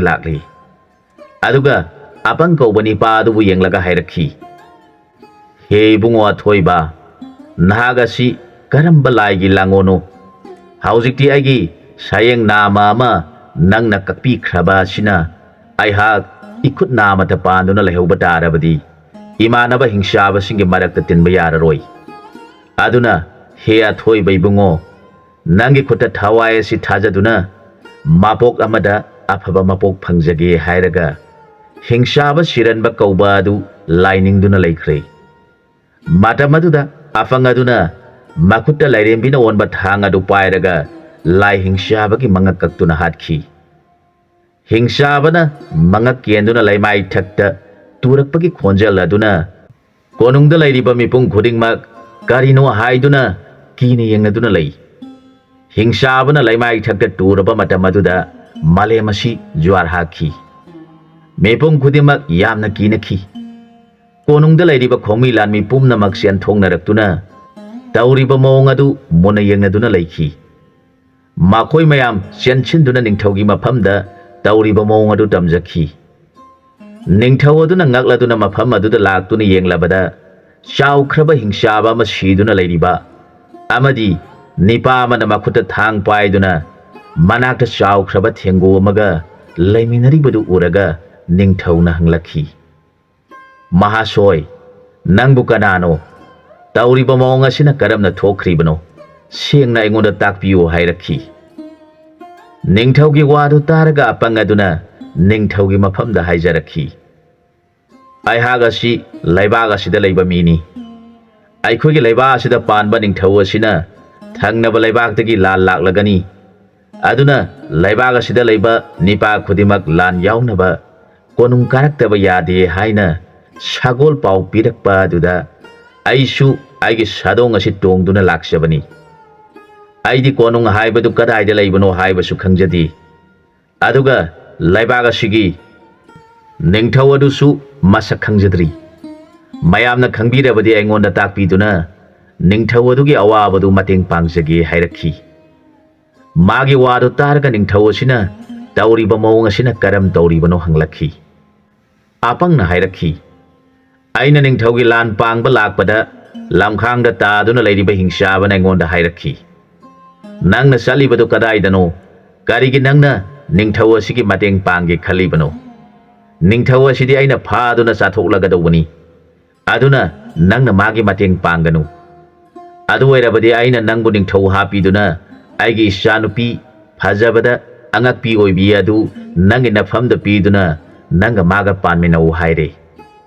wadu tabada aihak yamna sauningba pokladuna magi mafamda akanba wa haire aina nangi karina thauna laiduna aikhoigi ningthaubu phaduna sage hairibano nangumba kari leitaba nangna aigi mangda adugumba ngangbadi nahak halaga loire hairubada mahak sauraduna angakpa phangna chaurabo usega mawankhre aduga paishilaktuna aigi sadong oiriba siga konana usek oiriba magi makhong aduna aikhoi anibu phaduna paire madudaina sauraduna ikuta pairiba thanga sina magi masa nama kathalle madamaduda aigi sadong oiriba samu asina masa animak kaklukhiganu mana paiduna aikhoibu puriba si aidi fanadum nungairi haire aikhoi anina ngangnariba wadu taraga masa nama yaudraba usi aduna hanglakhi nakhoi anibu ningthaugi konungda chatkani haibadai adu oirabadi aidi nangna isa nama kakhibana soidana siragani aduna aina sidringai asida isa nama asina paiduna ningthaugi kangjaibungda thambiramlage haiduna mafam asida puraktuna aikhoi anibu thambiraba matungda usek aduna sumna hairakhi he athoiba mahasoi nangna aibu hatpiro natrabadi aidi sanama kakkhrabanina ai sayeng nama yauraroi sayeng nama yaudraba aina matau karamna imanabasingi mamangda hingduna leigadoribano haijaraga asumna hairakhi ibungo nangi nafamda aina nijari aihagasi nahan muki mapokta fataba lamsat chatlubadagi handaki mapok asida hingsaba oina poktuna leire aigi leibak phabana ibungo nanga thengnajaduna ibungo nahangna lanbiduna nanaigi mapok aphaba pibiu haijarabada ꯑꯩꯅ ꯃꯥꯒꯤ ꯑꯄꯥꯝꯕ ꯑꯅꯤꯡꯕꯗꯨ ꯊꯨꯡꯍꯟꯕꯤꯔꯒꯦ ꯈꯟꯗꯨꯅ ꯎꯆꯦꯛ ꯑꯗꯨꯒꯤ ꯃꯉꯛꯇꯨ ꯀꯛꯄꯗ ꯃꯥꯅ ꯂꯩꯃꯥꯏꯗ ꯇꯨꯔꯛꯄ ꯃꯇꯝꯗꯗꯤ ꯆꯥꯎꯈ꯭ꯔꯕ ꯍꯤꯡꯆꯥꯕꯒꯤ ꯍꯛꯆꯥꯡ ꯑꯣꯏꯗꯨꯅ ꯇꯨꯔꯦ꯫ ꯃꯥꯅ ꯇꯨꯔꯕꯗ ꯃꯥꯂꯦꯝ ꯑꯁꯤ ꯅꯤꯛꯏ꯫ ꯃꯁꯤꯅꯤ ꯑꯩꯒꯤ ꯋꯥꯔꯤ ꯍꯥꯏꯕꯕꯨ꯫ ꯑꯗꯨꯅ ꯑꯩꯈꯣꯏꯒꯤ ꯂꯩꯕꯥꯛꯀꯤ ꯅꯤꯡꯊꯧ ꯑꯗꯨꯒꯤ ꯀꯣꯅꯨꯡ ꯍꯥꯏꯕꯗꯨ ꯇꯥꯛꯄꯤꯗꯨꯅ ꯅꯤꯡꯊꯧ ꯑꯗꯨꯕꯨ ꯈꯨꯔꯨꯝꯖꯔꯒ ꯃꯥꯒꯤ ꯃꯇꯦꯡ ꯄꯥꯡꯖꯈꯤ꯫ ꯃꯌꯥꯝꯅ ꯈꯪꯕꯤꯔꯕꯗꯤ ꯑꯩꯉꯣꯟꯗ ꯈꯔ ꯇꯥꯛꯄꯤꯌꯨ ꯍꯥꯏꯔꯛꯈꯤ꯫ ꯃꯥꯅ ꯍꯥꯏꯔꯤꯕ ꯋꯥꯗꯨ ꯇꯥꯔꯒ ꯅꯤꯡꯊꯧ ꯑꯗꯨ ꯀꯤꯕꯁꯨ ꯐꯥꯎꯏ, ꯅꯨꯡꯉꯥꯏꯕꯁꯨ ꯐꯥꯎꯏ꯫ ꯑꯗꯨꯒ ꯍꯥꯏꯔꯛꯈꯤ, ꯏꯕꯨꯡꯉꯣ, ꯅꯪꯅ ꯍꯥꯏꯔꯤꯕꯗꯨꯅ ꯑꯁꯦꯡꯕ ꯑꯣꯏꯔꯕꯗꯤ ꯅꯪꯅ ꯍꯥꯏꯔꯤꯕ ꯅꯤꯡꯊꯧ ꯍꯥꯏꯕꯗꯨ ꯑꯩꯅꯤ꯫ ꯏꯁꯥꯅ ꯅꯨꯡꯁꯤꯅ ꯑꯩꯒꯤ ꯏꯇꯦꯡ ꯄꯥꯡꯕꯤꯒꯅꯤ ꯇꯥꯕꯗ ꯑꯩꯍꯥꯛ ꯌꯥꯝꯅ ꯅꯨꯡꯉꯥꯏꯕ ꯑꯣꯏꯔꯦ꯫ ꯑꯗꯨꯅ ꯏꯄꯥꯒ ꯂꯣꯏꯅꯅ ꯀꯣꯅꯨꯡꯗ ꯆꯪꯂꯁꯤ ꯍꯥꯏꯔꯕꯗ ꯑꯄꯪꯅ, ꯅꯅꯥꯏ ꯑꯩꯗꯤ ꯏꯅꯤꯡꯊꯧꯕꯨ ꯈꯪꯖꯗꯕꯗꯒꯤ ꯏꯅꯤꯡꯊꯧꯒꯤ ꯅꯐꯝꯗ ꯕꯦꯕꯥꯔ ꯌꯥꯎꯗꯅ ꯍꯪꯒꯠꯆꯔꯨꯔꯦ꯫ ꯅꯅꯥꯏ ꯑꯩꯕꯨ ꯉꯥꯛꯄꯤꯌꯨ ꯍꯥꯏꯔꯒ ꯃꯍꯥꯛ ꯊꯦꯡꯒꯨ ꯑꯗꯨꯒ ꯂꯣꯏꯅꯅ ꯀꯣꯅꯨꯡꯗ ꯆꯪꯂꯛꯈꯤ꯫ ꯍꯟꯗꯛ ꯑꯄꯪꯒꯤ ꯁꯥꯗꯣꯡ ꯑꯣꯏꯔꯤꯕ ꯊꯦꯡꯒꯨ ꯑꯁꯤꯗꯤ ꯂꯥꯏꯔꯦꯟ ꯁꯂꯥꯏ ꯑꯣꯏꯕꯅꯤ꯫ ꯄꯦꯗꯥꯀꯣꯠ ꯀꯧꯕꯤ ꯎꯆꯦꯛ ꯑꯗꯨ ꯃꯥꯒꯤ ꯃꯃꯥꯅꯤ꯫ ꯄꯦꯗꯥꯀꯣꯠ ꯀꯧꯕꯤ ꯎꯆꯦꯛ ꯑꯁꯤꯁꯨ ꯁꯂꯥꯏꯁꯤꯡꯗ ꯆꯜꯂꯤ꯫ ꯃꯈꯣꯏꯗꯤ ꯃꯔꯨꯝ ꯀꯣꯛꯄ ꯃꯇꯝꯗ ꯂꯩꯃꯤꯟꯅꯔꯤꯕ ꯄꯨꯝꯅꯃꯛꯇꯨ ꯄꯨꯟꯅ ꯃꯀꯣꯟ ꯑꯃꯗ ꯀꯣꯛꯏ꯫ ꯃꯈꯣꯏꯅ ꯀꯣꯛꯄ ꯃꯔꯨꯝꯁꯤꯡ ꯑꯗꯨꯒꯤ ꯃꯅꯨꯡꯗ ꯂꯥꯏꯔꯦꯟ ꯅꯠꯇ꯭ꯔꯒ ꯊꯦꯡꯒꯨ ꯑꯃ ꯌꯥꯎꯏ꯫ ꯃꯈꯣꯏꯗꯤ ꯃꯔꯨꯝꯁꯨ ꯀꯌꯥ ꯃꯥꯒꯟꯗꯦ꯫ ꯂꯥꯏꯒꯤ ꯎꯆꯦꯛꯅꯤ꯫ ꯃꯈꯣꯏꯅ ꯇꯣꯏꯅ ꯄꯥꯏꯗꯨꯅ ꯆꯥꯛꯇꯥꯔꯤꯕ ꯃꯐꯝ ꯑꯗꯨ ꯂꯥꯏꯐꯝꯅꯤ ꯍꯥꯏꯅ ꯈꯪꯅꯩ꯫ ꯑꯗꯨꯒ ꯑꯄꯪ ꯍꯥꯏꯔꯤꯕ ꯑꯉꯥꯡ ꯑꯁꯤꯅ ꯍꯥꯟꯅ ꯂꯩꯔꯝꯕ ꯃꯐꯝ ꯑꯗꯨ ꯑꯆꯤꯛꯄ ꯃꯤ ꯂꯅ ꯇꯥꯕ ꯎꯖꯥꯎ ꯌꯥꯝꯅ ꯍꯧꯕ ꯃꯐꯝꯅꯤ꯫ ꯃꯐꯝ ꯑꯗꯨꯒꯤ ꯎꯖꯥꯎ ꯑꯃꯒꯤ ꯎꯈꯨꯟꯗ ꯄꯦꯗꯥꯒꯣꯠ ꯃꯄꯤ ꯃꯌꯥꯝ ꯃꯔꯨꯝ ꯀꯣꯛꯇꯨꯅ ꯂꯩ꯫ ꯃꯔꯨꯝꯁꯤꯡ ꯑꯗꯨ ꯄꯨꯟꯅ ꯎꯈꯨꯟ ꯑꯗꯨꯗ ꯀꯣꯛꯁꯤꯟꯗꯨꯅ ꯄꯦꯗꯥꯒꯣꯠ ꯃꯄꯤꯁꯤꯡ ꯑꯗꯨꯅ ꯁꯤꯟꯅ ꯃꯔꯨꯝꯁꯤꯡ ꯑꯗꯨꯕꯨ ꯃꯆꯥ ꯑꯣꯟꯅꯕ ꯀꯣꯜꯂꯤ꯫ ꯃꯈꯣꯏ ꯃꯌꯥꯝꯅ ꯈꯣꯡꯗꯨꯅ ꯂꯥꯡꯂꯤꯕꯗꯨ ꯅꯨꯃꯤꯠ ꯈꯨꯗꯤꯡ ꯑꯄꯪꯅ ꯎꯏ꯫ ꯅꯣꯡꯃꯗꯤ ꯑꯄꯪꯒꯤ ꯄꯨꯛꯅꯤꯡꯗ ꯃꯈꯣꯏ ꯃꯌꯥꯝꯅ ꯂꯩꯔꯤꯕ ꯎ ꯑꯁꯤꯕꯨ ꯑꯃꯨꯛꯇꯪ ꯀꯥꯈꯠꯇꯨꯅ ꯌꯦꯡꯂꯒꯦ, ꯀꯔꯤꯒꯨꯝꯕ ꯃꯔꯨꯝ ꯀꯣꯛꯇꯨꯅ ꯂꯩꯔꯝꯕ ꯊꯣꯛꯂꯕꯗꯤ ꯅꯨꯡꯉꯥꯏꯈ꯭ꯔꯒꯅꯤꯗ ꯈꯟꯗꯨꯅ ꯃꯍꯥꯛ ꯎ ꯄꯥꯝꯕꯤ ꯄꯦꯗꯥꯒꯣꯠꯁꯤꯡꯅ ꯃꯔꯨꯝ ꯀꯣꯛꯇꯨꯅ ꯃꯔꯨꯝ ꯀꯣꯜꯂꯤꯕ ꯎ ꯑꯗꯨꯗ ꯀꯥꯈꯠꯂꯛꯂꯦ꯫ ꯃꯇꯝ ꯑꯗꯨꯗ ꯄꯦꯗꯥꯒꯣꯠ ꯃꯄꯤ ꯑꯗꯨꯗꯤ ꯃꯔꯨꯝ ꯀꯣꯟꯗꯨꯅ ꯃꯆꯥ ꯇꯨꯈꯥꯏꯔꯝꯗꯥꯏ ꯃꯇꯝ ꯑꯣꯏꯗꯨꯅ ꯂꯩ꯫ ꯑꯄꯪ ꯀꯧꯕ ꯑꯉꯥꯡꯅ ꯎꯈꯨꯟ ꯑꯗꯨ ꯌꯧꯅ ꯀꯥꯈꯠꯂꯛꯄ ꯑꯗꯨꯗ ꯄꯦꯗꯥꯒꯣꯠ ꯃꯄꯤ ꯑꯗꯨꯅ ꯁꯤꯕ ꯅꯥꯕ ꯀꯤꯗꯅ ꯃꯍꯥꯛ ꯄꯥꯏꯕꯒꯤ ꯃꯍꯨꯠꯇ ꯃꯔꯨꯝ ꯑꯗꯨ ꯀꯣꯟꯗꯨꯅ ꯂꯩ꯫ ꯃꯗꯨ ꯎꯔꯒ ꯑꯄꯪꯅ ꯍꯔꯥꯎꯅ ꯃꯄꯤ ꯑꯗꯨꯁꯨ ꯐꯥꯔꯒꯦ ꯈꯟꯗꯨꯅ ꯃꯈꯨꯠ ꯊꯤꯡꯖꯤꯜꯂꯛꯄ ꯃꯇꯝ ꯑꯗꯨꯗ ꯄꯦꯗꯥꯒꯣꯠ ꯃꯄꯤ ꯑꯗꯨꯅ ꯂꯤꯟꯒꯨꯝ ꯀꯥꯝꯂꯛꯈꯤ꯫ ꯃꯥꯅ ꯀꯥꯝꯕꯗꯨ ꯇꯥꯔꯒ ꯑꯄꯪꯅ, ꯅꯪꯅꯁꯨ ꯑꯩꯕꯨ ꯀꯤꯅꯕ ꯀꯥꯝꯖꯕ ꯁꯥꯔꯤ꯫ ꯐꯥꯔꯒꯦ ꯍꯦꯛ ꯇꯧꯔꯛꯄꯗ ꯄꯦꯗꯥꯒꯣꯠ ꯑꯗꯨ ꯐ꯭ꯔꯪ ꯄꯥꯏꯗꯨꯅ ꯆꯠꯈ꯭ꯔꯦ꯫ ꯑꯄꯪꯅ, ꯍꯦ ꯄꯥꯏꯗꯨꯅ ꯆꯠꯈ꯭ꯔꯦꯗꯅ꯫ ꯐꯔꯦ,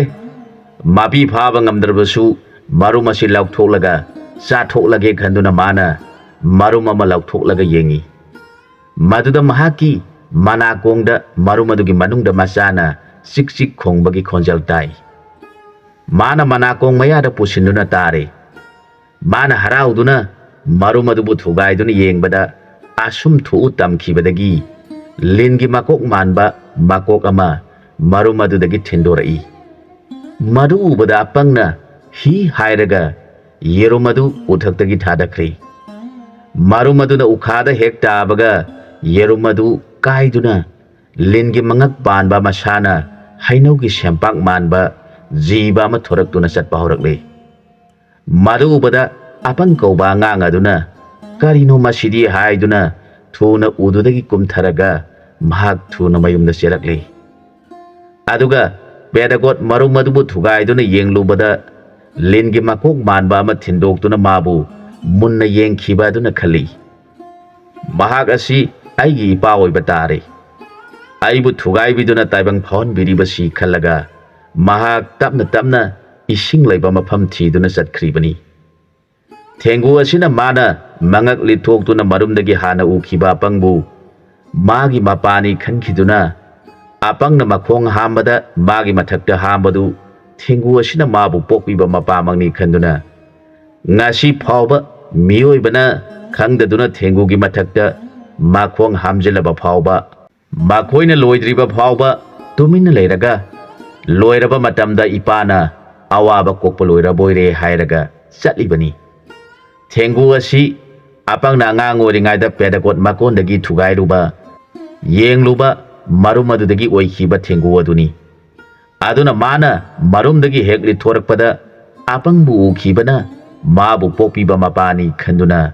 ꯃꯥꯒꯤ ꯁꯥꯗꯣꯡ ꯑꯣꯏꯗꯨꯅ ꯃꯄꯥꯒꯤ ꯁꯦꯕꯥ ꯇꯧꯔꯤꯕꯅꯤ ꯈꯟꯖꯗꯨꯅ ꯂꯩꯖꯔꯤꯕꯅꯤ꯫ ꯃꯁꯤ ꯊꯦꯡꯒꯨ ꯑꯗꯨꯅ ꯈꯟꯖꯕ ꯋꯥꯐꯝꯅꯤ꯫ ꯅꯤꯡꯊꯧ ꯑꯗꯨꯅ ꯑꯄꯪꯕꯨ ꯅꯤꯡꯊꯤꯅ ꯐꯝꯍꯜꯂꯗꯨꯅ ꯌꯥꯝꯅ ꯏꯀꯥꯏ ꯈꯨꯝꯅꯅ ꯍꯥꯏꯔꯛꯈꯤ, "ꯏꯕꯨꯡꯉꯣ, ꯍꯟꯗꯛ ꯊꯪꯅꯕ ꯂꯩꯕꯥꯛꯇꯒꯤ ꯂꯥꯟ ꯍꯧꯔꯛꯀꯅꯤ, ꯂꯥꯟ ꯂꯥꯛꯀꯗꯧꯔꯤ ꯍꯥꯏꯔꯤꯕ ꯋꯥꯐꯝ ꯑꯁꯤ ꯑꯇꯩ ꯑꯃꯒꯤ ꯅꯠꯇꯦ꯫ ꯑꯩꯒꯤ ꯇꯥꯡꯅ ꯄꯣꯛꯆꯕꯤ ꯄꯥꯡꯒꯣꯡ ꯂꯩꯃ ꯀꯧꯕꯤ ꯑꯁꯤꯕꯨ ꯃꯈꯣꯏꯒꯤ ꯅꯤꯡꯊꯧ ꯑꯗꯨꯗ ꯀꯠꯇ꯭ꯔꯕꯗꯤ ꯑꯩꯕꯨꯁꯨ ꯍꯥꯠꯀꯅꯤ ꯍꯥꯏꯅ ꯂꯥꯟꯒꯤ ꯄꯥꯎ ꯂꯥꯛꯂꯤꯕꯅꯤ꯫ ꯉꯁꯤ ꯅꯪꯅ ꯍꯥꯠꯈ꯭ꯔꯤꯕ ꯍꯤꯡꯆꯥꯕ ꯑꯁꯤ ꯂꯩꯕꯥꯛ ꯑꯗꯨꯗ ꯂꯩꯕ ꯅꯤꯡꯊꯧ ꯑꯗꯨꯅ ꯊꯥꯔꯛꯄ ꯑꯣꯏꯔꯝꯒꯅꯤ꯫ ꯏꯆꯥꯅ ꯃꯥꯕꯨ ꯊꯦꯡꯅꯗꯨꯅ ꯍꯥꯠꯈꯤꯕ ꯌꯥꯝꯅ ꯅꯨꯡꯉꯥꯏꯔꯦ꯫ ꯏꯕꯨꯡꯉꯣꯗꯤ ꯑꯩꯒꯤ ꯃꯇꯦꯡ ꯄꯥꯡꯕꯤꯒꯅꯤ ꯍꯥꯏꯗꯨꯅ ꯂꯥꯛꯄꯤꯔꯕꯅꯤꯅ ꯑꯩꯒꯤ ꯀꯣꯅꯨꯡ ꯑꯁꯤꯗ ꯂꯩꯕꯤꯔꯣ, ꯑꯃꯨꯛ ꯍꯟꯅ ꯌꯨꯝꯗ ꯆꯠꯄꯤꯈ꯭ꯔꯒꯅꯨ." ꯅꯤꯡꯊꯧꯒꯤ ꯋꯥꯗꯨ ꯇꯥꯔꯒ ꯑꯄꯪꯅ, "ꯏꯅꯤꯡꯊꯧ ꯏꯕꯨꯡꯉꯣ, ꯂꯥꯏꯅꯤꯡꯊꯧꯅ ꯇꯥꯛꯄꯤꯕ ꯄꯨꯝꯅꯃꯛ ꯅꯅꯥꯏꯅ ꯏꯟꯖꯒꯅꯤ꯫ ꯂꯥꯏꯅꯤꯡꯊꯧꯗꯤ ꯑꯩꯈꯣꯏꯒꯤ ꯂꯩꯕꯥꯛ ꯑꯁꯤꯒꯤ ꯏꯄꯥ ꯏꯃꯥ ꯍꯥꯏꯕꯗꯨ ꯑꯣꯏꯕꯤꯗꯨꯅ ꯂꯩꯕꯤꯔꯤꯕꯅꯤ꯫ ꯑꯗꯨꯅ ꯏꯅꯤꯡꯊꯧꯅ ꯑꯁꯤꯅ ꯐꯒꯅꯤ ꯍꯥꯏꯕꯗꯨ ꯅꯅꯥꯏꯗ ꯇꯥꯛꯄꯤꯌꯨ꯫ ꯂꯥꯟꯒꯤꯗꯃꯛꯇ ꯊꯣꯏꯅ ꯋꯥꯕꯤꯒꯅꯨ꯫ ꯂꯥꯟꯗꯤ ꯅꯅꯥꯏ ꯑꯩꯒꯤ ꯁꯔꯨꯛ ꯑꯣꯏꯖꯒꯦ" ꯍꯥꯏꯔꯛꯈꯤ꯫ ꯑꯄꯪꯒꯤ ꯋꯥꯗꯨ ꯇꯥꯔꯒ ꯅꯤꯡꯊꯧꯅ, "ꯏꯕꯨꯡꯉꯣ, ꯂꯩꯕꯥꯛ ꯑꯗꯨꯒꯤ ꯅꯤꯡꯊꯧ ꯑꯗꯨꯒꯤ ꯃꯒꯨꯟ ꯂꯩꯈ꯭ꯔꯕ ꯁꯥꯃꯨ ꯀꯥꯕꯨꯂꯤꯌꯥ ꯀꯧꯕ ꯑꯃ ꯂꯩ꯫ ꯃꯗꯨꯅꯤ ꯏꯄꯥꯅ ꯀꯤꯔꯤꯕꯁꯤ꯫ ꯃꯍꯥꯛꯀꯤ ꯃꯁꯥꯗ ꯊꯥꯡ ꯇꯥ ꯑꯃꯠꯇ ꯆꯪꯗꯦ꯫ ꯃꯥꯅ ꯉꯝꯗꯕ ꯑꯃꯠꯇ ꯂꯩꯇꯦ꯫ ꯃꯥꯒꯤ ꯃꯇꯦꯡꯅ ꯅꯤꯡꯊꯧ ꯑꯗꯨꯅ ꯀꯅꯥ ꯑꯃꯠꯇ ꯀꯤꯕ ꯂꯩꯈꯤꯗ꯭ꯔꯤ꯫ ꯃꯥꯕꯨ ꯃꯇꯧ ꯀꯔꯝꯅ ꯄꯥꯟꯅꯒꯗꯒꯦ ꯈꯟꯕꯗ ꯏꯄꯥꯒꯤ ꯑꯋꯥꯕ ꯑꯣꯏꯗꯨꯅ ꯂꯩꯔꯤꯕꯅꯤ" ꯍꯥꯏꯔꯛꯈꯤ꯫ ꯅꯤꯡꯊꯧꯒꯤ ꯋꯥꯗꯨ ꯇꯥꯔꯒ ꯑꯄꯪꯅ, "ꯏꯅꯤꯡꯊꯧ ꯏꯕꯨꯡꯉꯣ, ꯃꯥꯒꯤ ꯑꯀꯟꯕ ꯁꯥꯃꯨ ꯑꯗꯨ ꯄꯥꯟꯅꯅꯕ ꯅꯅꯥꯏꯒꯤ ꯁꯥꯃꯨ ꯂꯩꯖꯔꯤ" ꯍꯥꯏꯔꯛꯈꯤ꯫ ꯑꯄꯪꯒꯤ ꯋꯥꯗꯨ ꯇꯥꯔꯒ ꯅꯤꯡꯊꯧ ꯑꯗꯨꯅ ꯈꯜꯂꯤ, "ꯀꯔꯤ ꯋꯥꯅꯣꯅꯦ ꯃꯥꯅ ꯉꯥꯡꯂꯤꯕ ꯑꯁꯤꯕꯨ? ꯃꯥꯒ ꯂꯣꯏꯅꯔꯛꯄꯗꯤ ꯊꯦꯡꯒꯨ ꯑꯁꯤꯒ ꯂꯣꯏꯅꯔꯛꯏ, ꯑꯗꯨꯒ ꯃꯥꯅ ꯃꯁꯤꯕꯨ ꯁꯥꯃꯨꯅꯤ ꯍꯥꯏꯔꯤꯕ ꯑꯁꯤꯕꯨ" ꯈꯜꯂꯤ꯫ ꯃꯥꯒꯤ ꯋꯥꯗꯨꯗ ꯅꯤꯡꯊꯧ ꯑꯗꯨꯅ, "ꯏꯕꯨꯡꯉꯣ, ꯅꯪꯒꯤ ꯁꯥꯃꯨ ꯑꯁꯤꯒꯤ ꯇꯧꯕ ꯉꯝꯕ ꯑꯗꯨ ꯏꯄꯥꯁꯨ ꯈꯪꯅꯤꯡꯏ꯫ ꯑꯗꯨꯅ ꯏꯄꯥꯒꯤ ꯈꯣꯡꯅꯦꯠ ꯁꯥ ꯑꯣꯏꯔꯤꯕ ꯁꯥꯃꯨ ꯇꯣꯂꯣꯏ ꯀꯧꯕ ꯑꯁꯤꯒ ꯃꯈꯣꯏ ꯑꯅꯤ ꯑꯁꯤ ꯃꯄꯥꯟ ꯀꯥꯡꯖꯩꯕꯨꯡꯗ ꯄꯨꯊꯣꯛꯇꯨꯅ ꯆꯥꯡ ꯑꯃꯨꯛꯇꯪ ꯌꯦꯡꯁꯤ꯫ ꯑꯗꯨ ꯑꯣꯏꯔꯕꯗꯤ ꯏꯄꯥꯅ ꯅꯪꯒꯤ ꯁꯥꯃꯨ ꯑꯁꯤꯒ ꯀꯥꯕꯨꯂꯤꯌꯥ ꯀꯧꯕ ꯁꯥꯃꯨꯒ ꯄꯥꯟꯅꯕ ꯉꯝꯒꯗ꯭ꯔꯥ ꯉꯝꯂꯣꯏꯗ꯭ꯔꯥ ꯍꯥꯏꯕꯗꯨ ꯈꯪꯒꯅꯤ" ꯍꯥꯏꯔꯛꯈꯤ꯫ ꯋꯥꯗꯨ ꯇꯥꯕꯗ ꯃꯥꯒꯤ ꯊꯦꯡꯒꯨ ꯑꯗꯨꯒꯤ ꯄꯨꯛꯅꯤꯡꯗ ꯌꯥꯝꯅ ꯅꯨꯡꯉꯥꯏꯔꯝꯃꯤ꯫ ꯊꯦꯡꯒꯨ ꯑꯗꯨꯅ ꯈꯜꯂꯤ, "ꯐꯔꯦ, ꯑꯩꯁꯨ ꯏꯃꯥꯟꯅꯕ ꯊꯦꯡꯅꯗꯨꯅ ꯑꯩꯒꯤ ꯇꯧꯕ ꯉꯝꯕ ꯄꯨꯝꯅꯃꯛ ꯑꯃꯨꯛꯇꯪ ꯇꯥꯏꯕꯪꯗ ꯎꯠꯂꯝꯒꯦ ꯈꯟꯕꯅꯤ꯫ ꯑꯗꯨꯕꯨ ꯉꯁꯤꯗꯤ ꯑꯩꯒꯤ ꯂꯥꯏꯕꯛ ꯐꯕꯅ ꯏꯃꯥꯟꯅꯕ ꯊꯦꯡꯅꯗꯨꯅ ꯈꯪꯍꯟꯕ ꯇꯥꯔꯦ ꯈꯟꯗꯨꯅ ꯃꯃꯣꯟ ꯅꯨꯡꯉꯥꯏꯔꯤ." ꯑꯄꯪꯅ ꯐꯔꯦ ꯈꯟꯗꯨꯅ ꯊꯦꯡꯒꯨ ꯌꯦꯡꯂꯒ ꯍꯥꯏꯔꯛꯈꯤ, "ꯏꯕꯣ, ꯉꯁꯤꯗꯤ ꯅꯪꯒꯤ ꯅꯇꯤꯛ ꯅꯊꯧꯅ ꯏꯅꯤꯡꯊꯧꯅ ꯌꯦꯡꯅꯤꯡꯏ ꯍꯥꯏꯔꯤ꯫ ꯑꯗꯨꯅ ꯅꯪꯒꯤ ꯇꯧꯕ ꯉꯝꯕ ꯄꯨꯝꯅꯃꯛ ꯄꯨꯊꯣꯛꯇꯨꯅ ꯑꯩꯒꯤ ꯃꯥꯏ ꯆꯣꯞꯇꯅꯕ ꯍꯣꯠꯅꯧ꯫ ꯅꯃꯥꯏ ꯄꯥꯛꯆꯕ ꯑꯣꯏꯖꯔꯣ" ꯍꯥꯏꯗꯨꯅ ꯊꯦꯡꯒꯨꯗ ꯕꯣꯔ ꯄꯤꯔꯗꯨꯅ ꯅꯤꯡꯊꯧꯒꯤ ꯀꯥꯡꯖꯩꯕꯨꯡ ꯑꯆꯧꯕ ꯑꯗꯨꯗ ꯊꯦꯡꯒꯨ ꯑꯃꯗꯤ ꯅꯤꯡꯊꯧꯒꯤ ꯁꯥꯃꯨ ꯈꯣꯡꯅꯦꯠ ꯁꯥ ꯇꯣꯂꯣꯏ puthokduna thajankhre. Ningthaugi samuna khali. Karisu laitaba thengu satpasu haitaba manasu aibu hatkani khanduna imangda lepchaba sari. Phare ngasidi nahak aigi khongpak achauba sina net khaiduna nathwai adu laurage khali. Samu aduna khali ba adu thengu aduna laigi mapok oibana loina khangi. Aduna manasu khali. Mahapapi nahak nathwai di kanbige. Aduga ningthau asina haijadrabadi soidana halage khanduna thengu adu sauna leiri. Matamaduna samuna sangsilaktuna thengu adugi mathakta samu makhong aduna nesankhre. Thengu adu karisu taudana tumina samugi shakti yengduna lei. Matamaduda samu aduna thengu adubu siramba yare khanduna makhong lokthokduna yengbada ꯊꯦꯡꯒꯨ ꯑꯗꯨꯅ ꯃꯀꯣꯛ ꯊꯤꯟꯗꯣꯛꯇꯨꯅ ꯅꯣꯛꯂꯒ ꯍꯥꯏꯔꯛꯈꯤ, ꯍꯦ ꯑꯄꯪꯕ ꯁꯥꯃꯨ, ꯅꯪꯅ ꯀꯔꯤ ꯈꯪꯗꯅ ꯑꯩꯒꯤ ꯏꯊꯛꯇ ꯅꯥꯈꯣꯡ ꯊꯥꯡꯒꯠꯇꯨꯅ ꯅꯦꯠꯄꯗꯒꯤ ꯅꯍꯥꯛ ꯊꯦꯡꯒꯨ ꯂꯥꯏ ꯍꯥꯏꯕ ꯂꯩꯅꯥ ꯑꯗꯨ ꯅꯪꯒꯤ ꯅꯥꯈꯣꯡꯗ ꯅꯥꯔꯒꯅꯤꯗꯣ꯫ ꯅꯪꯅ ꯅꯦꯠꯈꯥꯏꯒꯦ ꯈꯜꯂꯤꯕ ꯑꯩꯗꯤ ꯏꯊꯛ ꯏꯈꯥ ꯑꯅꯤꯃꯛ ꯏꯈꯨꯝ ꯄꯥꯟꯕꯅꯤꯅ ꯀꯔꯤꯁꯨ ꯇꯧꯖꯕ ꯉꯝꯂꯣꯏ ꯍꯥꯏꯔꯒ ꯃꯀꯣꯛ ꯊꯤꯟꯗꯣꯛꯇꯨꯅ ꯅꯣꯛꯇꯨꯅ ꯂꯩꯔꯤ꯫ ꯊꯦꯡꯒꯨꯒꯤ ꯎꯁꯤꯠꯇꯕ ꯃꯇꯧ ꯑꯗꯨ ꯎꯔꯒ ꯁꯥꯃꯨꯅ ꯃꯅꯥꯇꯣꯟ ꯑꯗꯨꯅ ꯊꯦꯡꯒꯨ ꯑꯗꯨꯕꯨ ꯀꯣꯠꯇꯨꯅ ꯍꯨꯟꯗꯣꯛꯀꯦ ꯈꯟꯗꯨꯅ ꯃꯅꯥꯇꯣꯟꯅ ꯊꯦꯡꯒꯨ ꯑꯗꯨ ꯀꯣꯠꯀꯦ ꯇꯧꯕꯗ ꯊꯦꯡꯒꯨ ꯃꯈꯣꯡ ꯑꯅꯤꯗꯨꯅ ꯁꯥꯃꯨ ꯃꯅꯥꯇꯣꯟ ꯁꯣꯔ ꯍꯣꯟꯐꯝ ꯑꯗꯨꯗ ꯃꯈꯣꯡ ꯑꯅꯤꯗꯨ ꯊꯤꯡꯖꯤꯜꯂꯒ ꯅꯞꯇꯨꯅ ꯂꯩꯈ꯭ꯔꯦ꯫ ꯁꯥꯃꯨ ꯑꯗꯨꯅ ꯀꯔꯤꯅꯣ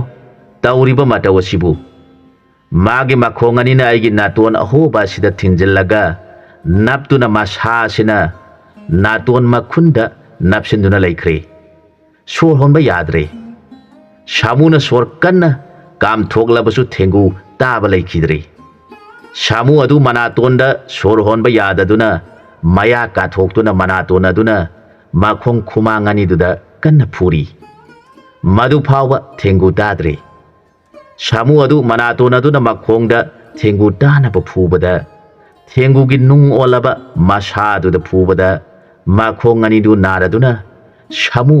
ꯀꯨꯟꯊꯔꯒ ꯀꯟꯅ ꯈꯣꯡꯕ ꯍꯧꯔꯛꯂꯦ꯫ ꯃꯇꯧ ꯑꯗꯨ ꯅꯤꯡꯊꯧꯅ ꯎꯔꯒ ꯑꯄꯪꯗ ꯍꯥꯏꯔꯛꯈꯤ, ꯏꯕꯨꯡꯉꯣ, ꯅꯪꯒꯤ ꯁꯥꯗꯣꯡ ꯑꯗꯨꯗꯤ ꯃꯁꯛ ꯎꯈꯤꯗ꯭ꯔꯦ, ꯑꯗꯨꯒ ꯁꯥꯃꯨ ꯑꯁꯤ ꯑꯋꯥꯕꯒꯤ ꯐꯤꯕꯝꯗ ꯈꯣꯡꯂꯤꯕ ꯑꯁꯤ ꯀꯔꯤꯒꯤꯅꯣ? ꯑꯁꯨꯝ ꯍꯪꯂꯕꯗ ꯑꯄꯪꯅ, ꯃꯍꯥꯔꯥꯖ, ꯁꯥꯃꯨ ꯑꯁꯤ ꯑꯩꯒꯤ ꯁꯥꯃꯨꯅ ꯃꯅꯥꯇꯣꯟ ꯊꯤꯡꯖꯤꯟꯗꯨꯅ ꯁꯣꯔ ꯍꯣꯟꯕ ꯌꯥꯗꯗꯨꯅ ꯃꯌꯥꯗ ꯁꯣꯔ ꯍꯣꯜꯂꯤ꯫ ꯃꯥꯕꯨ ꯀꯟꯕꯤꯅꯤꯡꯂꯕꯗꯤ ꯑꯩꯒꯤ ꯁꯥꯃꯨ ꯑꯗꯨꯗ ꯃꯥꯒꯤ ꯃꯊ꯭ꯋꯥꯏ ꯀꯟꯕꯤꯌꯨ ꯍꯥꯏꯅ ꯃꯍꯥꯔꯥꯖꯅ ꯍꯥꯏꯕꯤꯌꯨ, ꯅꯠꯇ꯭ꯔꯕꯗꯤ ꯃꯍꯥꯔꯥꯖꯒꯤ ꯁꯥꯃꯨꯗꯤ ꯁꯤꯔꯒꯅꯤ ꯍꯥꯏꯔꯛꯈꯤ꯫ ꯑꯄꯪꯒꯤ ꯋꯥꯗꯨ ꯇꯥꯔꯒ ꯅꯤꯡꯊꯧ ꯑꯗꯨꯅ ꯁꯥꯃꯨꯒꯤ ꯅꯥꯛꯇ ꯆꯪꯁꯤꯜꯂꯛꯇꯨꯅ ꯍꯥꯏꯔꯛꯈꯤ, ꯑꯩꯒꯤ ꯏꯇꯦꯡ ꯄꯥꯡꯕꯤꯒꯅꯤ ꯍꯥꯏꯗꯨꯅ ꯂꯦꯡꯕꯤꯔꯛꯏꯕ ꯏꯕꯨꯡꯉꯣ ꯑꯁꯤꯒꯤ ꯁꯥꯗꯣꯡ ꯑꯣꯏꯕꯤꯔꯤꯕ ꯅꯪꯉꯣꯟꯗ ꯑꯩꯅ ꯍꯥꯏꯖꯔꯤ, ꯅꯈꯣꯏꯅ ꯑꯩꯒꯤ ꯏꯇꯦꯡ ꯄꯥꯡꯕꯤꯒꯅꯤ ꯍꯥꯏꯕꯗꯨ ꯀꯌꯥ ꯌꯥꯝꯅ ꯁꯛꯇꯤ ꯂꯩꯕꯒꯦ ꯍꯥꯏꯕꯗꯨ ꯑꯩꯅ ꯈꯪꯖꯅꯤꯡꯕꯗꯒꯤ ꯑꯩꯅ ꯊꯕꯛ ꯑꯁꯤ ꯄꯥꯡꯊꯣꯛꯍꯟꯈꯤꯕꯅꯤ꯫ ꯑꯗꯨꯅ ꯍꯧꯖꯤꯛꯇꯤ ꯅꯈꯣꯏꯒꯤ ꯁꯛꯇꯤ ꯄꯨꯝꯅꯃꯛ ꯑꯩꯅ ꯈꯪꯂꯦ꯫ ꯑꯩꯒꯤ ꯁꯥꯃꯨ ꯑꯁꯤꯒꯤ ꯊꯋꯥꯏ ꯀꯟꯕꯤꯌꯨ ꯍꯥꯏꯖꯔꯛꯈꯤ꯫ ꯊꯦꯡꯒꯨ ꯑꯗꯨ ꯃꯥꯅ ꯅꯞꯂꯤꯕ ꯑꯗꯨ ꯊꯥꯗꯣꯛꯇꯨꯅ ꯁꯥꯃꯨꯒꯤ ꯃꯅꯥꯇꯣꯟꯗꯒꯤ ꯇꯥꯔꯛꯂꯦ, ꯑꯗꯨꯒ ꯆꯪꯂꯛꯇꯨꯅ ꯃꯕꯨꯡꯉꯣꯕꯨ ꯈꯨꯔꯨꯝꯖꯔꯦ꯫ ꯃꯗꯨ ꯎꯕꯗ ꯅꯤꯡꯊꯧꯅ ꯃꯆꯥꯏꯕꯦꯝ ꯄꯨꯊꯣꯛꯇꯨꯅ ꯑꯄꯪꯗ ꯂꯨꯍꯣꯡꯕꯤꯔꯦ꯫ ꯑꯗꯨꯒ ꯑꯇꯣꯞꯄ ꯂꯩꯕꯥꯛꯁꯤꯡꯒꯤ ꯂꯥꯟ ꯇꯥꯔꯛꯀꯅꯤ ꯈꯜꯂꯝꯕ ꯅꯤꯡꯊꯧꯁꯤꯡꯗꯨ ꯊꯣꯛꯈꯤꯕ ꯃꯈꯣꯏꯒꯤ ꯋꯥꯔꯤꯁꯤꯡꯗꯨ ꯇꯥꯔꯒ ꯀꯤꯔꯗꯨꯅ ꯅꯤꯡꯊꯧ ꯑꯗꯨꯒꯤ ꯃꯐꯝꯗ ꯆꯪꯖꯔꯗꯨꯅ ꯂꯣꯏꯄꯣꯠ ꯀꯥꯔꯒ ꯅꯤꯡꯊꯧ ꯑꯗꯨꯒꯤ ꯃꯈꯥ ꯄꯣꯟꯕ ꯅꯤꯡꯊꯧꯁꯤꯡ ꯑꯣꯏꯅ ꯂꯩꯈ꯭ꯔꯦ꯫ ꯅꯤꯡꯊꯧ ꯑꯁꯤꯅ ꯄꯦꯟꯈꯤꯕꯗꯒꯤ ꯑꯄꯪꯕꯨ ꯅꯤꯡꯊꯧ ꯍꯥꯞꯂꯒ ꯃꯆꯥꯏꯕꯦꯝꯃꯕꯨ ꯃꯍꯥꯔꯥꯅꯤ ꯍꯥꯞꯇꯨꯅ ꯃꯃꯤꯡꯅ ꯊꯦꯡꯒꯨ ꯇꯣꯡꯕ ꯅꯤꯡꯊꯧ ꯀꯧꯕꯤꯗꯨꯅ ꯂꯩꯕꯥꯛ ꯑꯗꯨ ꯅꯨꯡꯉꯥꯏꯅ ꯄꯥꯟꯈꯤ꯫ ꯃꯇꯥꯡ ꯑꯁ꯭ꯋꯥꯏꯗ ꯋꯥꯔꯤꯁꯤ ꯂꯣꯏꯁꯤꯟꯖꯔꯦ꯫ ꯑꯅꯧꯕ ꯋꯥꯔꯤ ꯑꯃꯗ ꯃꯌꯥꯝꯒ ꯄꯨꯟꯅ ꯑꯃꯨꯛ ꯊꯦꯡꯅꯃꯤꯟꯅꯔꯁꯤ꯫